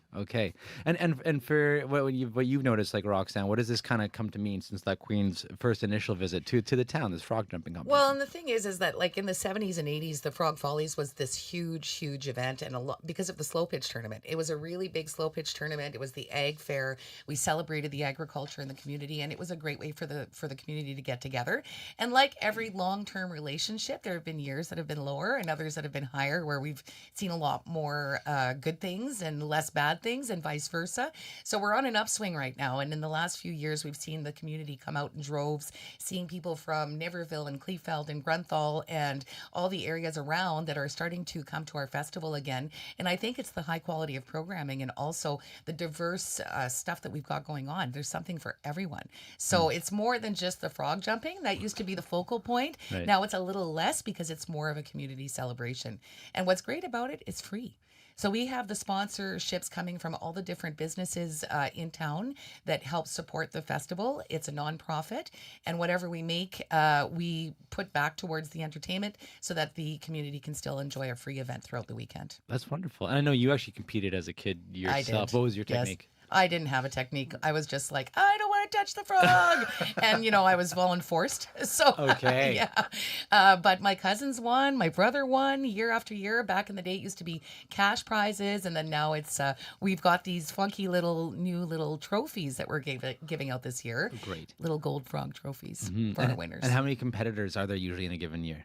We have 25 kids that participate, Okay. usually on this Sunday. And they do the registration Sunday during the day. Okay. And then they jump as of 2 p.m. So if people are listening, they're like, I want to get in on this. Is Yeah. there still room? Oh, yeah. There's room right now. Yeah. Okay. And how do you source the frogs? Okay. So that's going to be a Coco question. Oh, yes. Okay. So how do you get the frogs?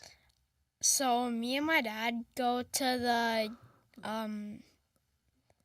it's on the tip of my tongue. I can't ditch? talk today. The ditch? The golf course Okay. after hours. Yeah. And then we bring chest waders and we go in the water. Really? So, Real yeah. deal. And you got a net? Like, how do you catch the frogs? So my dad uses his hands to catch. Okay. That's impressive. Yeah, and then me and my friend go bring the net towards him when he has a frog. So he puts the frog in the net. And then, So you guys kind of herd the frogs towards your Yeah. dad. And then, okay. And how does it take you to catch all those frogs? So you need at least, 25, if not more. How many did you get last year? 200. You caught 200 frogs. You guys got 200 frog? No. 100? There were not 200 in that barrel. I would say probably around 30. 30? Is that it? 30? I thought it was 200. Okay, well, we're unsure about that one. Jury's still out. We'll have to check on that one. Yeah. And then you keep them somewhere for a day or so, I'm guessing, leading up to the Yeah. competition. Okay. So have the frogs been caught yet already this year? You're going now. No, we're going the night before the jumping. Okay. Oh, that's exciting. Then that must be like a fun thing you must look forward to every Yeah. year. It must be kind of dark too. You said after hours too. So you Yeah. go like in the evening trying to catch frogs. That's a feat in its own right. That's pretty impressive. And Roxanne, what else do you want people to know about what's going on this week? Oh, well, what don't they want to know? Frogfollies.com is our website. We have tons and tons of entertainment this weekend. We have a Fleetwood Mac tribute band that have been playing all over Manitoba. They're going to be there on Saturday night. Al Simmons, the Summer Bear Dance Troupe. We've got an African group called Drumbeat or Drum Cafe, and they're coming out to do an African dance workshop. We've got Zrada, the Ukrainian ultra folk rock band performing. We're doing a kitchen party. The Barn Boys are headlining. There's tons of activities for the kids with Dynamite Adventures on Sunday. Holland Axe, mobile axe throwing. I mean, it's just, the list goes on and on. Tons of free things to do to come out and enjoy for the weekend. Love it. And Colton, besides obviously catching the frogs, jumping the frogs, what's your favorite part about the festival? I like the food, the events that happen. I like the bubble soccer and the axe throwing. Oh, that sounds like fun. Yeah. That sounds awesome. And what's new this year that you were wanting to check out really bad? Do you remember? You said the gaming truck? Yeah, The gaming truck. What's the gaming truck? it's like a semi, so there's a bunch of arcade games inside the semi trailer that kids get to go in and play. Oh, that sounds awesome. Yeah. So much fun. Right. Well, thank you so much for joining us this weekend and coming all the way in, and all the best with the festival. Thank you so much. Thanks for having us. And we hope to see you. Come on out with your family. I'll try. Yeah. Colton Darrell Poirier is a 2024 National Frog Jumping Champion, and he'll be competing again this year. Roxanne Gagne is the program director for St. Pierre Joli's Frog Follies.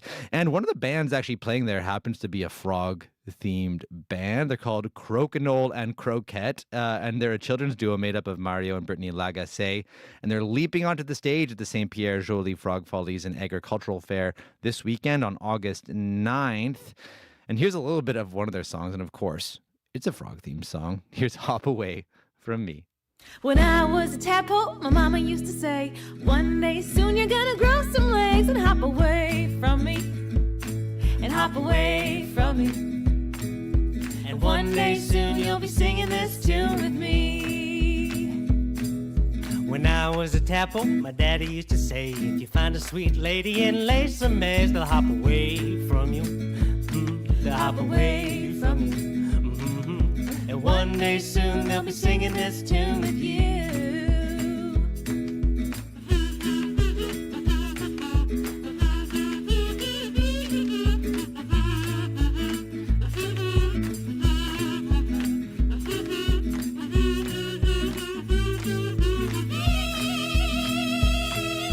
Now that I'm a daddy, looking at these eggs, I know one day they're gonna grow some legs and hop away from me. Hop away from me. And one day soon they'll be singing this tune with me. My mama was right, it's a circle of life. You could try to stop it, but that wouldn't be right. Now I'm telling you like my daddy told me, if you love something you gotta set it free. So if our babies start hopping away, we know everything's gonna be okay. So hop away from me, yeah, hop away from me. One day soon they'll be singing this tune with me. I said one day soon they'll be singing this tune with me. That was Hop Away from Me, the latest from Crokinole and Croquette. And they're going to be playing at an event that's essentially designed for them at the Frog Follies in St. Pierre Joly this weekend. Well, time now, 7:49 here on Information Radio. I'm Corey Funk in for Marcy Marcusa. Right now in Winnipeg, we are sitting at a chilly 13, but warming up to a lovely 24 later today at the Forks. Well, next up here on the show, if you've driven through Winnipeg's Wolseley neighborhood lately, you may have noticed new signage. On Arlington Street, residents have put up signs telling bus drivers the speed limit is 30 kilometers an hour. And they say despite a city-issued speed reduction order, some bus operators aren't slowing down, which they claim is causing damage to their homes and the street. Marguerite Roger is one of the residents behind the signs, and she joins me now in studio. Good morning. Good morning. Thank you so much for the invitation. So just tell us a little bit about when this issue first started. When did it come up? I guess the first time that we noticed the vibrations from the new buses was last July, actually, when the new bus system was implemented. And I want to start off by saying this is no way an opposition to neighborhood buses. We absolutely need them. This is more talking about trying to find a better way and a more respectful way, I guess, of integrating public transportation into residential neighborhoods. We're considered a narrow street. We're a lane and a half. Our houses are 25 feet roughly from the traffic. So when those buses started going in the north-south direction, we really felt it. We had a bus line there before, the Arlington bus, and it was smaller, it was slower, it was a little less frequent, and it was replaced by this major thoroughfare, really, of buses, the 40-foot buses every 8 minutes. So it made a huge difference to our homes. And so you mentioned home shaking. What are the issues? Are you feeling because of these buses? I would say the home shaking is the one that's the most noticeable. That's the one that we picked up right away. And it seems to be, it's not every home and it's not every resident that's feeling it, but it seems to be the homes mainly in the middle of Southport, that's section south of Portage. And people have discovered new cracks in walls and ceilings. I know for myself, my windows were rattling, my dishes are rattling sometimes. And I mean, if you think about the number of buses that are going by every day, that's a lot of rattling over time. What has the city's response been to your concerns, and what has been your contact with the city? When the shaking first started, we were advised by transit and in general in the public, in the media and so on, we were advised to email 311. So we started emailing 311 and we would send information and we would get a file number. We wouldn't often or maybe never get a real response from 311. We found that nothing really changed, and we ended up writing Public Works Committee. We emailed individual councillors. Councillor Gilroy has been very supportive, which is great. But Public Works Committee, the mayor, full council, and very little changed. And so we finally got to the point where we thought, well, we need to get some signage up or something, because transit had told us that drivers might need reminding about the new speed reduction order, which that made some sense. And then we were told that the new signage couldn't come until July 2027. And that's an awfully long time to wait while our houses are shaking. So that was why we ended up just making the signs ourselves and hoping that the shaking and the disrupted sleep and the cracks in ceilings might be mitigated that way. And internally at transit, there is a speed reduction order in place for city buses going. So I guess there must have been some internal memo where drivers are supposed to slow down to 30, even if there's no signage there. I guess it's been communicated to them. Have you noticed a difference? Have you noticed them going slower at all? What have you noticed? So the speed reduction order on Arlington was actually put in place last August. So we're almost up to a year on it now. And I would say for the most part, we did not notice a change until maybe this June, when transit start putting marked and unmarked vans onto the street. And during those times when they're being monitored, the buses do go more slowly. And we're so grateful for every bus that does go a little bit more slowly and goes around the 30. Did you notice a difference when they're going 30, that there is less shaking? Yeah. It's still noisy, but the house shaking stops. Okay. So until we actually get fuller compliance, we don't know whether it's going to make enough of a difference for our homes. You've actually also conducted a neighborhood survey about these buses. What did you hear from neighbors? Yeah, I started to be curious because to be frank, it felt a little bit like a dismissive approach from the city that our issues weren't that valid. And I started to think, well, there are all these other speed reduction orders, so there must have been issues on other streets as well. So I printed up 700 leaflets, and in the heat of that August week, I delivered them to the other streets as well that had speed reduction orders, and somebody helped on Arlington.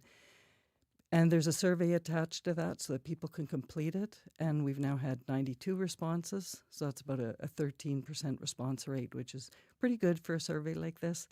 And it's clear that the same issues are happening in other parts of Winnipeg. Some streets seem to be worse than others. So not all 9 of the streets are experiencing what we're experiencing.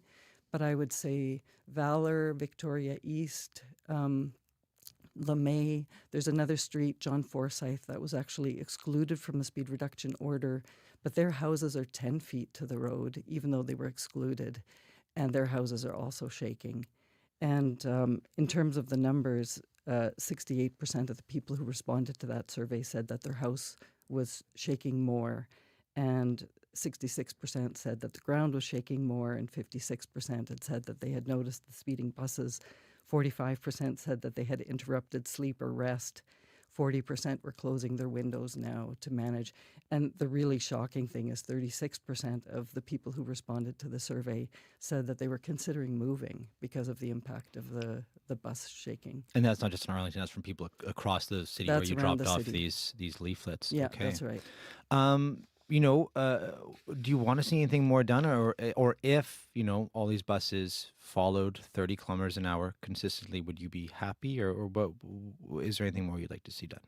I think there's different opinions about that on the street. I sure don't want to speak for everybody. One of the things that our councillors worked really hard on is trying to get our road repaired first off. There was an asphalt patch that was put in the fall, and by spring that was worn out already. So from what I understand, we're on the docket for a mill and fill in September. So that will hopefully help with the potholes that are definitely making the shaking worse. Some people are saying everything is fine the way it is. Some people are saying if the buses go down to 30 and the shaking stops, that's awesome. And some people are saying that they would prefer to see buses on different streets. So I think that's a discussion that still has to be had. Yeah. But What about you personally? For me personally, if my house stops shaking, I'm fine. I bought a house on a bus route, and I really loved taking the bus on Arlington. That was great. It went to where I needed it to go at the time. The new bus doesn't go where I need it to go as easily, so I don't take the bus as much anymore. But if my house is safe and I can sleep easily, then I'm fine. Well, Marguerite, thanks for your time this morning. Really appreciate you coming in. Thanks very much for covering this. Marguerite Roger is a resident in Winnipeg's Wolseley neighborhood. We asked Winnipeg Transit for an interview. They did decline that interview. A spokesperson sent us an email, and here's what the email says, quote, our on-street transit inspectors have always been responsible for monitoring areas with high frequency of speed complaints. In addition to enforcement efforts, we prioritize ensuring operators are aware of and adhere to these new rules. We issue reminders via our radio system, text messages, and operations bulletins in all transit garages. We also insert reminders with operators' printed schedules, unquote. Well, 7:58 right now. Let's check in with Heather Wells with a look at news headlines. Good morning.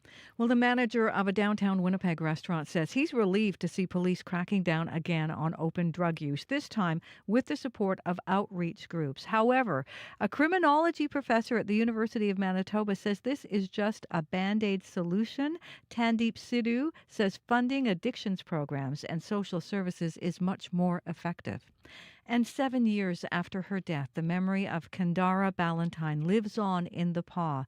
She was just 18 when she went missing in July of 2019. Her body was found about 3 weeks later. Yesterday, on the 7th anniversary of that discovery, dozens of people gathered for a memorial walk in the Pas. I'll be back with more Manitoba news at 8:30. Thank you very much, Heather. Thank you. So to come on the show, police officers will once again be patrolling the streets today as part of another crackdown on open drug use. We're going to hear what some outreach groups are saying about the effort. That's coming up after a World Report. I'm Corey Funk in for Marcy Marcusa. This is Information Radio on 89.3. Stay tuned.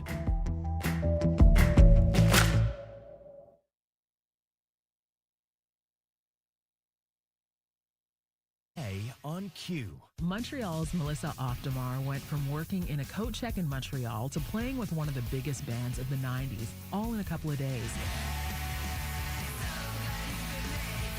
She'll be here to tell you about how that happened and why she wanted to write a book about what she called the last analog decade. Q, this morning at 10:30 in Newfoundland, and on CBC Listen or wherever you get your podcasts.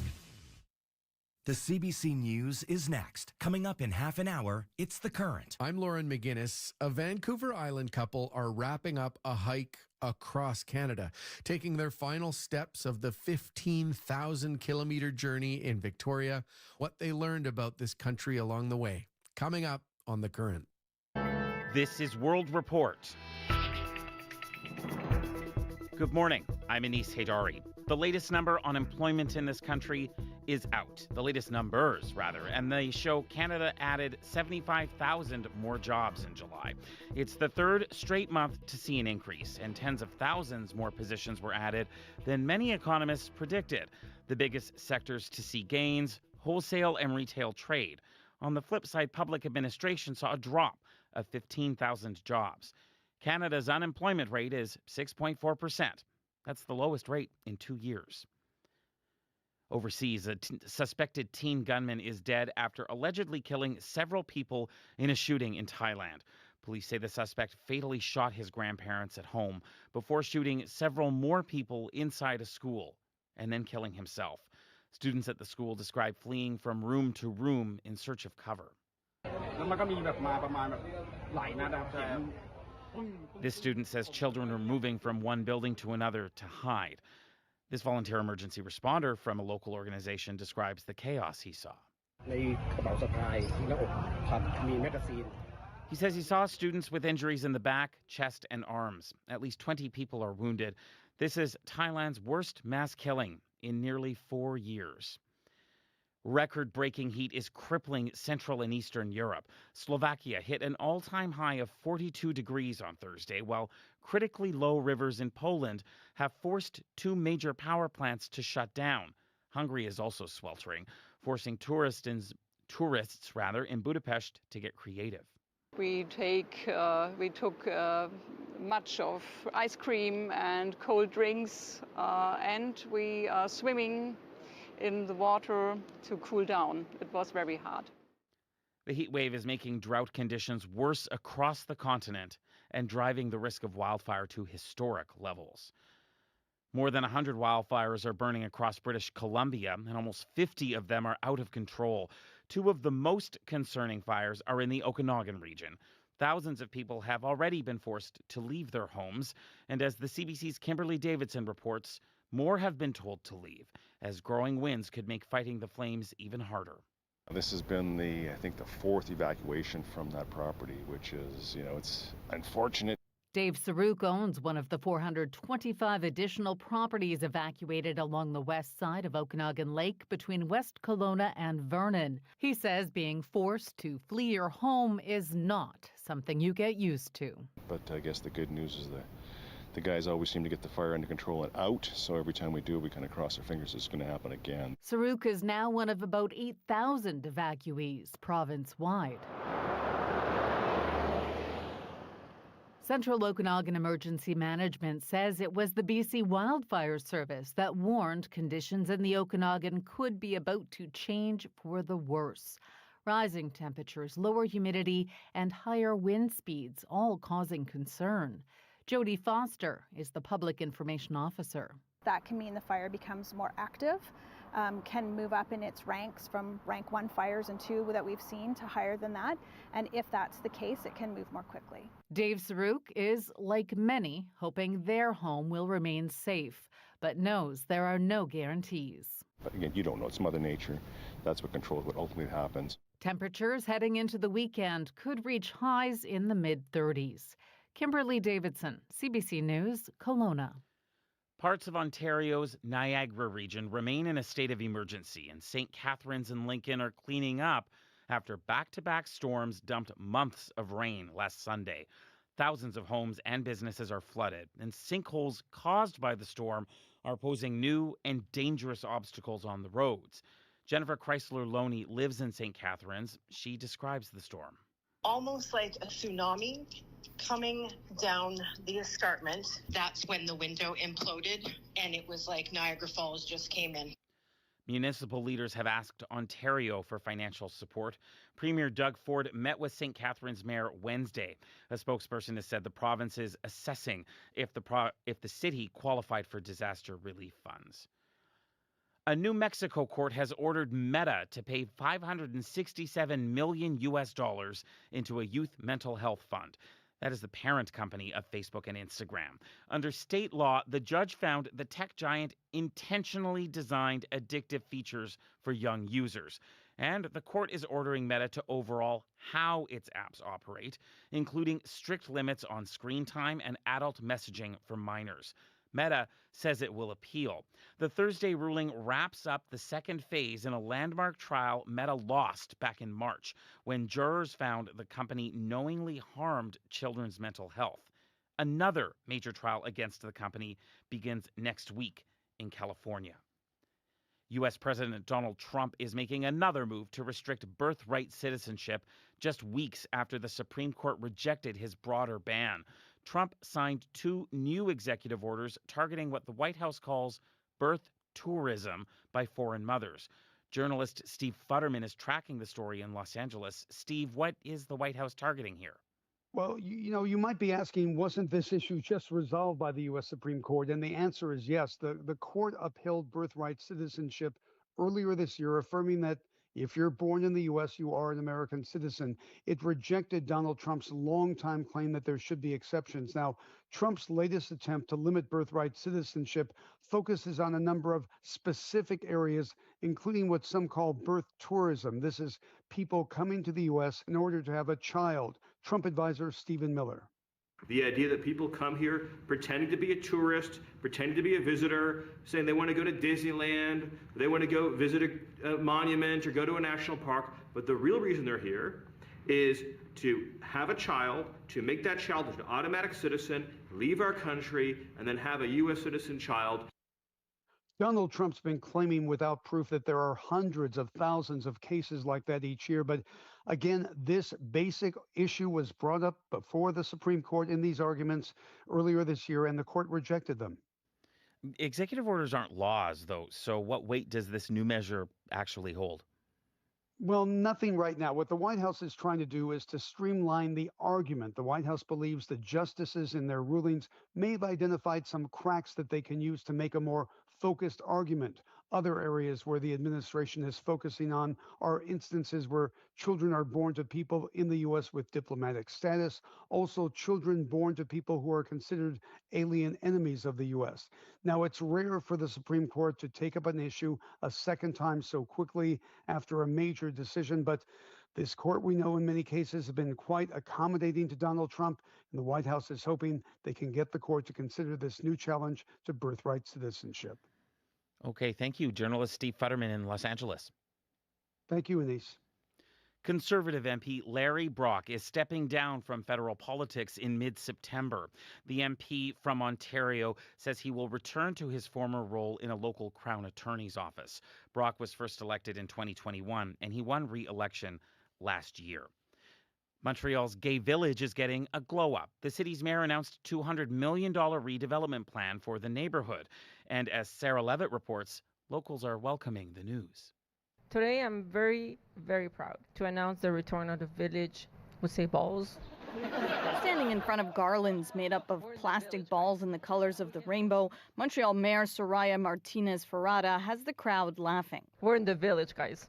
We can say balls. She's talking about a once popular art installation, the canopy of balls along the Gay Village's 1.3-kilometer stretch in the city.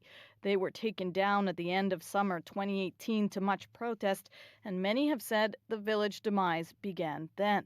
COVID didn't help. Alain Faux says so many stores and restaurants have closed since he opened his hair salon a few years ago. He's gay and a resident.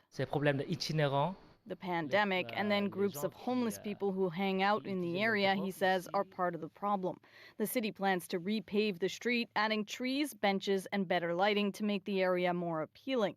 The work, estimated to cost more than $200 million, will go on until 2030. Bakery owner Régis Ménétré says he doesn't love that there'll be construction for 3 years, but says something needs to be done. Menetre, who also lives nearby, says it's embarrassing to be in a major Canadian city with a gay village in such a sorry state. It will, though, definitely be busy on Sunday when Montreal holds its Pride Parade. Sarah Levitt, CBC News, Montreal. That is the latest national and international news from World Report. For CBC News, I'm Anis Haydari.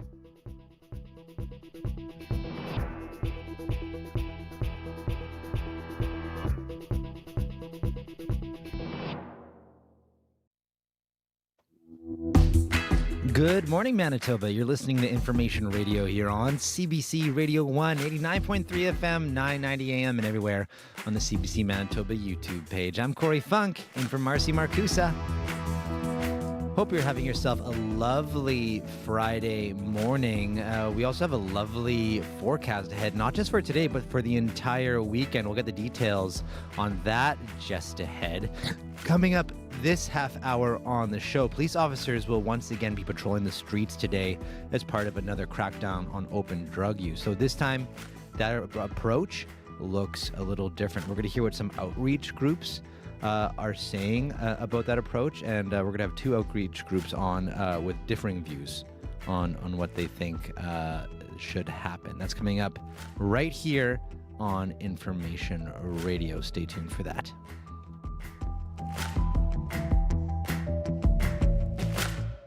8:11 right now. Let's check in with Heather Wells with a look at news headlines. Good morning. Well, a fire chief in southwest Manitoba is raising the alarm about a proposed leadership change at several rural fire halls. If a new bylaw is passed in the RM of Prairie Lakes, one fire chief will command 3 halls. The halls are in Ninette, Belmont, and Dunray, now each with their own chief. We're going to hear from Belmont's fire chief, who's against this change.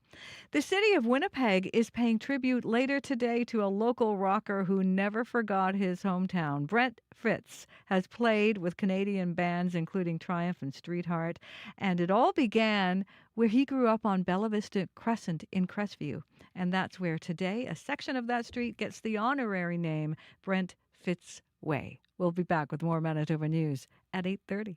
Thank you very much, Heather. Thank you. That is Heather Wells at your CBC News desk. Abby Adeyemi is in now with a look at the forecast. Definitely a cool day across the province with pleasant highs running into the mid-20s across the regions. Here in the Red River Valley region, Winnipeg, we are hugging 14 degrees at this time, mainly sunny outside. We will see a mix of sun and clouds by the afternoon period with breezing northwest winds and a high around 24. And across the southern regions, we're looking at 11s to 14 degrees and sunny conditions from the Pembina Valley region all the way to the Interlake region, seeing a mix of sun and clouds later in the day, highs near 24 degrees. And then you look into the northern regions and far north, temperatures close to 16 degrees. Some cloudy conditions, some foggy conditions, some light rain in the mix. We'll see highs close to 18 degrees, but there's this widespread chances of showers and risk of thunderstorms in the afternoon. So overall, Corey, it's cool and pleasant across the province. We'll see highs in the 20s today. I love how much we adapt by the end of the summer, because if this was June and the high was 24, it'd be like, time to hit the beach. Yeah. Get out your flip-flops. It's got to be hot out there. Drink lots of water. Wear sunscreen. But this is cool. Yeah, and now compared to what we had in July, it's like, okay. Those were like 38s and 39s. Pull the Corey. parkas out from the basement. It's only going to be 24 today. Thank you very much, Abby. Thank you. May McKillop is in with a look at your commute, especially there's some stuff to keep an eye out for on the weekend. Yeah, starting tonight at 6 p.m. and running until Monday at 6 a.m., Keniston Boulevard will be closed in both directions. That's between Lindenwood Drive East and Rothwell Road. As well, looking at southbound Lagimodiere, between Dugald and Marion will be closed. That starts tonight at 6 p.m. and runs until Monday at 6 p.m. And one more closure I'll let you know about, northbound Edmonton Street will be closed between York and Broadway. That's until August 25th. So keep an eye on those areas. Expect delays if you're driving through them. And let me know if anything else is going on in the commute. The number to call, 204-788-3093.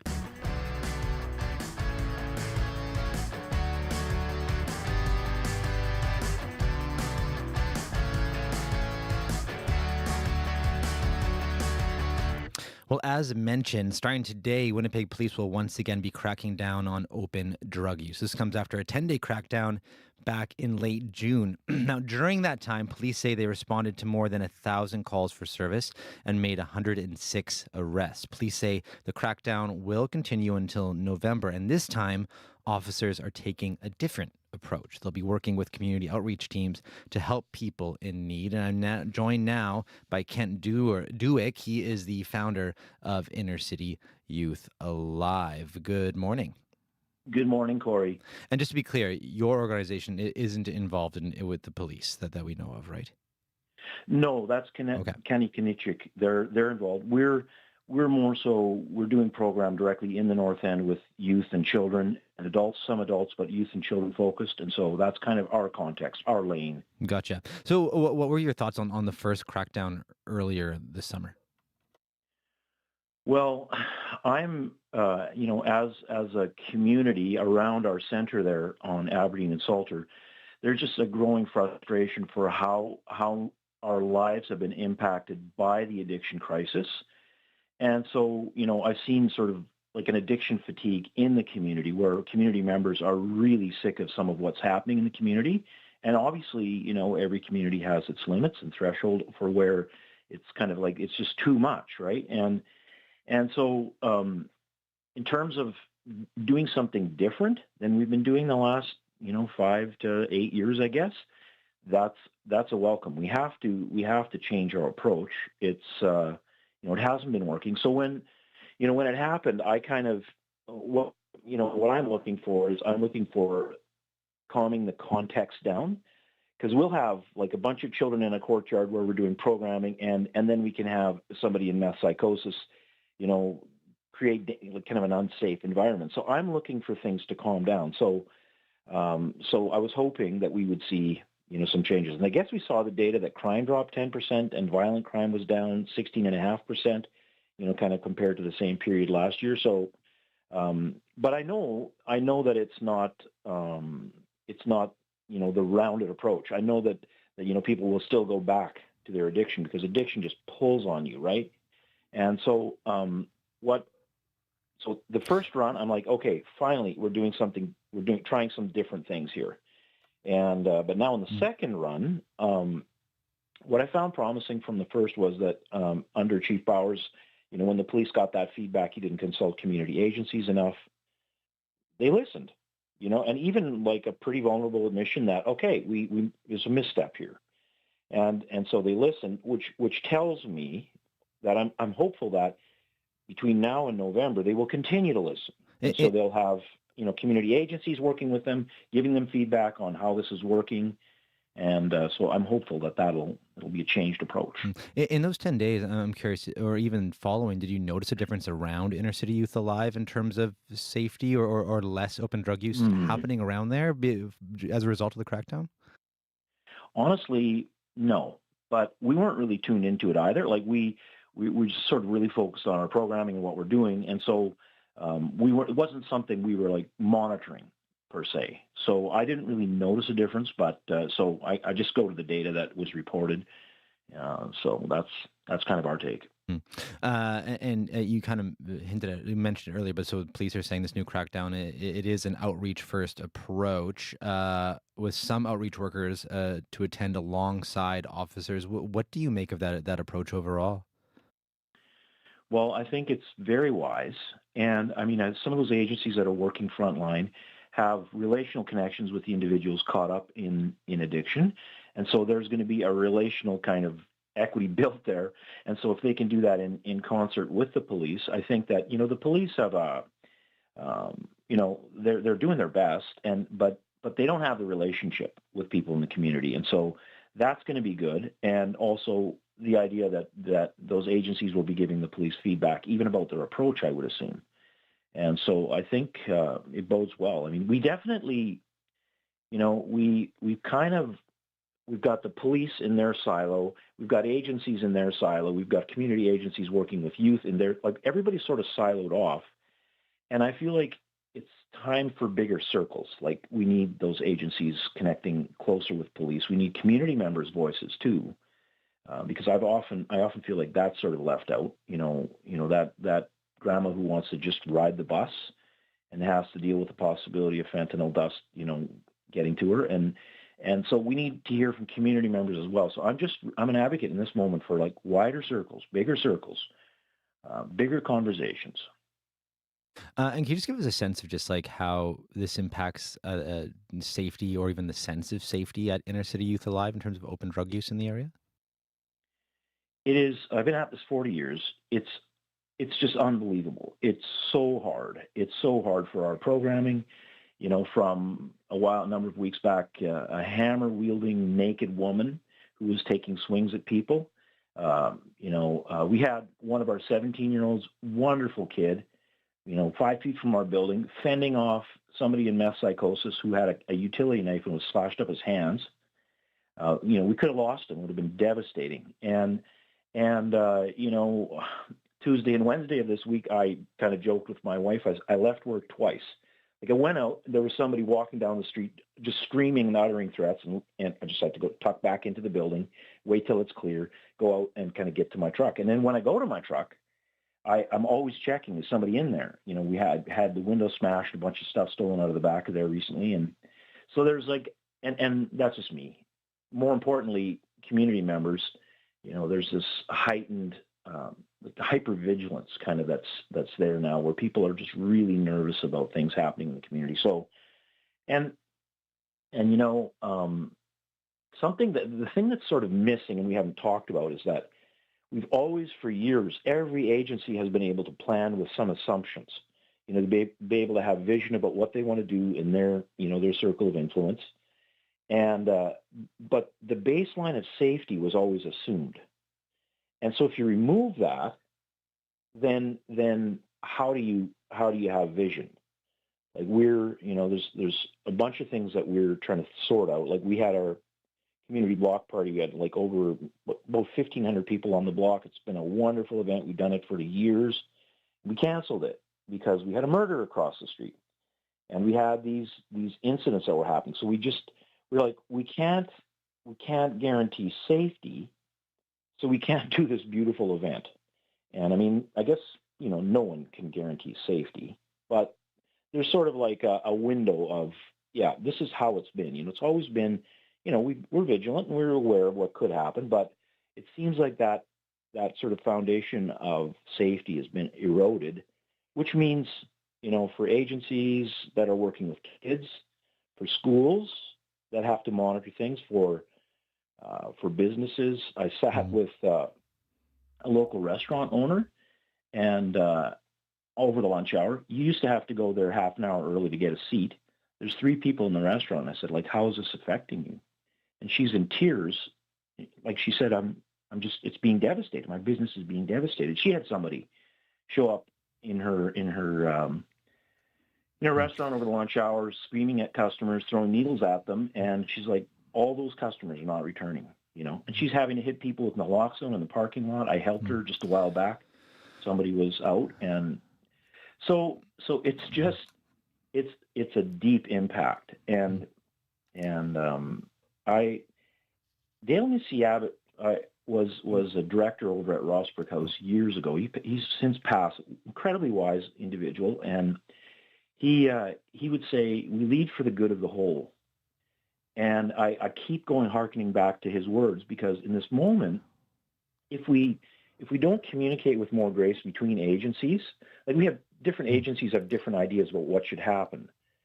But if we could all just agree to lead for the good of the whole, to lead for those people caught up in addiction, to lead for the kids who would like to just play unassailed by somebody caught up in, in meth psychosis, for those grandmothers, for the police who are trying to do their job. Like, we have to consider everyone and have kind of like a gathered wisdom. We have to bring everybody together and kind of offer grace, like even for the police. Like, I guarantee you the police are going to make mistakes between now and November. And if we're just all watching each, looking out for, that group making a mistake and wanting to call that out, and we don't have a little more grace, and we don't think about leading for the good of the whole, I really fear for where this is heading. Like, well, we'll have to leave it there, Kent. Thanks for your time this morning. Appreciate it. Thanks so much, Corey. Ken Duick is the founder of Inner City Youth Alive. Now, we want to continue this conversation on Winnipeg Police's newest crackdown on open drug use. As I just mentioned, it does begin today with police officers working alongside some community partners, but not everybody is on board with their approach. Kate Schoberg is the executive director of Resource Assistance for Youth, and she joins us now. Good morning. Morning. So what was your reaction when you learned police would be resuming their enforcement on open drug use, that this time they'll be doing this with outreach teams? Yeah, we asked for the sweeps to stop. So a few days after the first sweep began, we were part of a meeting with the chief, and we asked for the sweeps to stop. And, as a part of that meeting, our organization and a number of other organizations advised that the approach would not interrupt people's use of substances. But what would happen is that people would be deterred into situations where they were using in a less safe way. And what we were concerned about is that there would be catastrophic events associated with that impact. And the next day, someone did pass away. And they passed away just a short distance from West Central Women's Resource Center. Their staff were called over. And the person had hidden themselves between a tree and a fence. Even though the two streets adjacent to the property are very well trafficked by pedestrians and vehicular traffic, the person was invisible. And so we're very concerned that this has been one of the impacts, and we're concerned for that person and their family. So there's a few pieces that I think are important to think about. So I was talking with one of the addiction staff at Ray yesterday. In his first year of work with the organization, he attempted to refer youth to MSP detox about 70 times. And he was able to achieve a bed for a youth twice out of those 70 times. And that's because the program at MSP is oversubscribed. It's being very, very well used, and there's not enough beds for the people that need them. When you talk about access to addictions medicine, the RAM clinics, when people are lining up to get in to see a doctor to access treatments and to get referrals to treatment, there's often enough people lined up in front of the door before the clinic opens to reasonably occupy that clinic's time for the course of the day. And so you're waiting for the clinic to open at 11 o'clock, then you're going in, you're filling out your forms.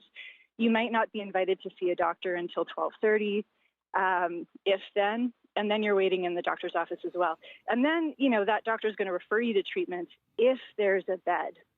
And so I think what's important to understand is that one of the pieces that's been highlighted as a part of this approach is that we're going to achieve more referrals. We're going to help people access the support that they need. One of the things that we try to do at Ray is not overpromise and underdeliver, because we're always working to build trust with people. And if we overpromise and underdeliver, we're actually breaking trust, and we're less likely to achieve success with that person. If police are, for example, even with the support of outreach workers, referring people to whether it's detox, whether it's treatment, whether it's a RAM clinic, and that person in good faith goes to access those services, and they can't access the doctor because there's already people lined up that morning, we haven't achieved much. And in fact, that person has, had a negative event. The other thing I want people to think about is many of us in Winnipeg are drivers, and, even the people with the best driving records and who have no intention of doing anything against the law or anything might, see a check stop one day on their way home from the concert hall or whatever. And often the first thought out of anyone's mind is, how can I do a detour to avoid the check stop? And that's not because any Winnipegger in that situation is, trying to do something bad. It's because often these encounters with police are uncomfortable, and it's not because of the officer. It's simply because the officer's job is to ask questions about whether or not the person has done anything wrong, right? And that's an uncomfortable situation. And so when we're talking about outreach workers going out with police, the experience of the person who's homeless, the person who's a drug user, seeing that group of people approach, that is a deterrent. The person will be less likely to want to interact with those folks regardless of the presence of the outreach worker. And so if we're really talking about helping people access the supports that they need, this approach has, some confusing aspects to it for me. Well, Kate, thank you so much for your time this morning. I really appreciate it. Okay, thanks a lot. That is Kate Schoberg. She's Executive Director of Resource Assistance for Youth. Time now for your CBC News from Manitoba. This is CBC News. Good morning. I'm Heather Wells in Winnipeg at 8:30. Sunny. You'll need those shades because it is bright and it will be through the day, but it will also be cool. A high today of just 24 degrees. A fire chief in southwest Manitoba is raising the alarm about a proposed leadership change at several rural fire halls. If a new bylaw is passed in the rural municipality of Prairie Lakes, one fire chief will command 3 halls. Those halls are in Ninette, Belmont, and Donray. Right now, each have their own fire chief. Belmont's fire chief, Rod Durham, is against the change. That's just not right. You know what you've got in your hall. I mean, you look after your hall. You don't need to be the super chief to go in there and start telling everybody what to do. No, that's not me. The Reeve says one fire chief overseeing 3 halls is more efficient when it comes to sharing equipment and training the volunteer firefighters. But the current bylaw still has to be changed, and that could happen as early as September. Well, starting today, as you've been hearing, the Winnipeg police are once again cracking down on open drug use in the city's core. They say it will be different from their 10-day enforcement blitz in June. Outreach workers from 11 organizations will boost police presence. It comes as a relief to some businesses downtown. Brendan Galley at Public Domain, a restaurant and bar on Portage Avenue, says resources are needed to help people who use drugs. There's just better, networks for those folks to connect individuals struggling to hopefully get them back on their feet, because that's ultimately what we want. Right now, we're just a little overwhelmed with the amount and the volume of people that we're having to work with. Galley says public drug use outside his restaurant has spiked, with staff having to deal with vandalism, aggressive behavior, and upwards of 7 overdoses a night. A criminology professor says the police renewed crackdown is a Band-Aid solution. The University of Manitoba's Tandeep Sidhu says it's a way to address public criticism, but won't make the initiative much better. It's important in the interim that community groups do have a chance to provide culturally relevant supports to people on the street. But in that same sense, I think one of the things we want to highlight here is how many times do we need to engage in these open-air drug crackdowns to find out that they don't work. Police say crime fell in targeted areas during the 10-day blitz this summer. Sidhu says the drop could be totally unrelated to the crackdown. He says funding addictions programs and social services is much more effective. 7 years after her death, the memory of Kendara Ballantyne lives on in the Pas. Ballantyne was 18 when she went missing in July of 2019. Her body was found around 3 weeks later near University College of the North. Yesterday, on the 7th anniversary of that discovery, dozens of people gathered for a memorial walk. Her aunt, Lorraine Paco, says the continuing support is a big comfort for the family. We do this because we need to keep her name out there. We need people to remember that Kendara was murdered. We hope one day we will get that justice, and I am praying that it is going to be in the near future. Police have not yet charged anyone in connection with Ballantyne's death. Winnipeggers shopping for dinner can now also pick up craft beer or coolers from the same Garden City area grocery store. A liquor mart opened yesterday inside the Save On Foods on McPhillips at the Northgate Shopping Mall. A few Winnipeg grocery stores already have Liquor Marts Express, but Manitoba Liquor and Lotteries maintains this smaller window service style kiosk is even more convenient. Robert Holmberg speaks for the MLL. One of our Liquor Mart Expresses, you basically have to take your groceries into the store. This gives that customer that seamless opportunity to purchase while they're actually shopping for their other products, so that they can kind of stop midway and say, hey, I picked up this great pack of meat and I want a nice bottle to go with it. Customers order by stopping at a window and putting in an order, which a Liquor Mart employee then fetches from the store. Well, the city of Winnipeg is paying tribute later this morning to a local rocker who never forgot his hometown.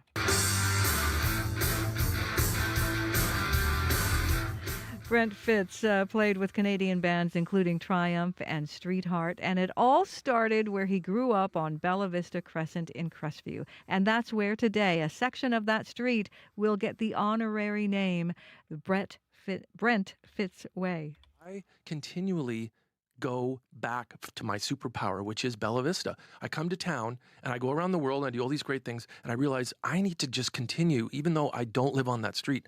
I go back and I have a little drive, and I have a little moment, and it literally gives me that energy. These days, Fitz plays bass and keyboards with the Canadian group Took. Took is scheduled to perform at the Burt Block Party next weekend. You can find the latest news updated throughout the day. All you have to do is head to cbc.ca/Manitoba. Thank you very much, Heather. Thank you. That's Heather Wells at your CBC News Desk. May McKillop is in with a final look at your commute. Starting tonight at 6 p.m., Keniston Boulevard closed both directions from Lindenwood Drive East and Rothwell Road, as well as southbound La Jamodiere closed from Dugald to Marion Street. Thank you very much, May. Abby. A cool summer day with mid-20s in the forecast for most of the regions. The south seeing lots of sunshine, warming to 24. Up north, we'll see highs in the range of the 18s with light rain, fog, and cloudy conditions. Winnipeg, we end the day at 14 degrees, and we get to 24 later today. Big thanks to the associate producers who helped put together today's show. Kaylin Monkman, Sophia Peralta-Baron, Emily Enns. Also, big thanks to our news team, Aaron Broman, Heather Wells, and Mike Arsenault, and Megan Ketchison. As well, May McKillop, Abdi Adeyemi, and Darren Morash, our wonderful on-air team. I'm Corey Funk, in today for Marcy Marcusa. Hope you all have a lovely, cool-ish long weekend. Actually, it's just a pretty moderate, lovely long week. Not long weekend, just a short weekend. A normal weekend. Have a good weekend. See you next week.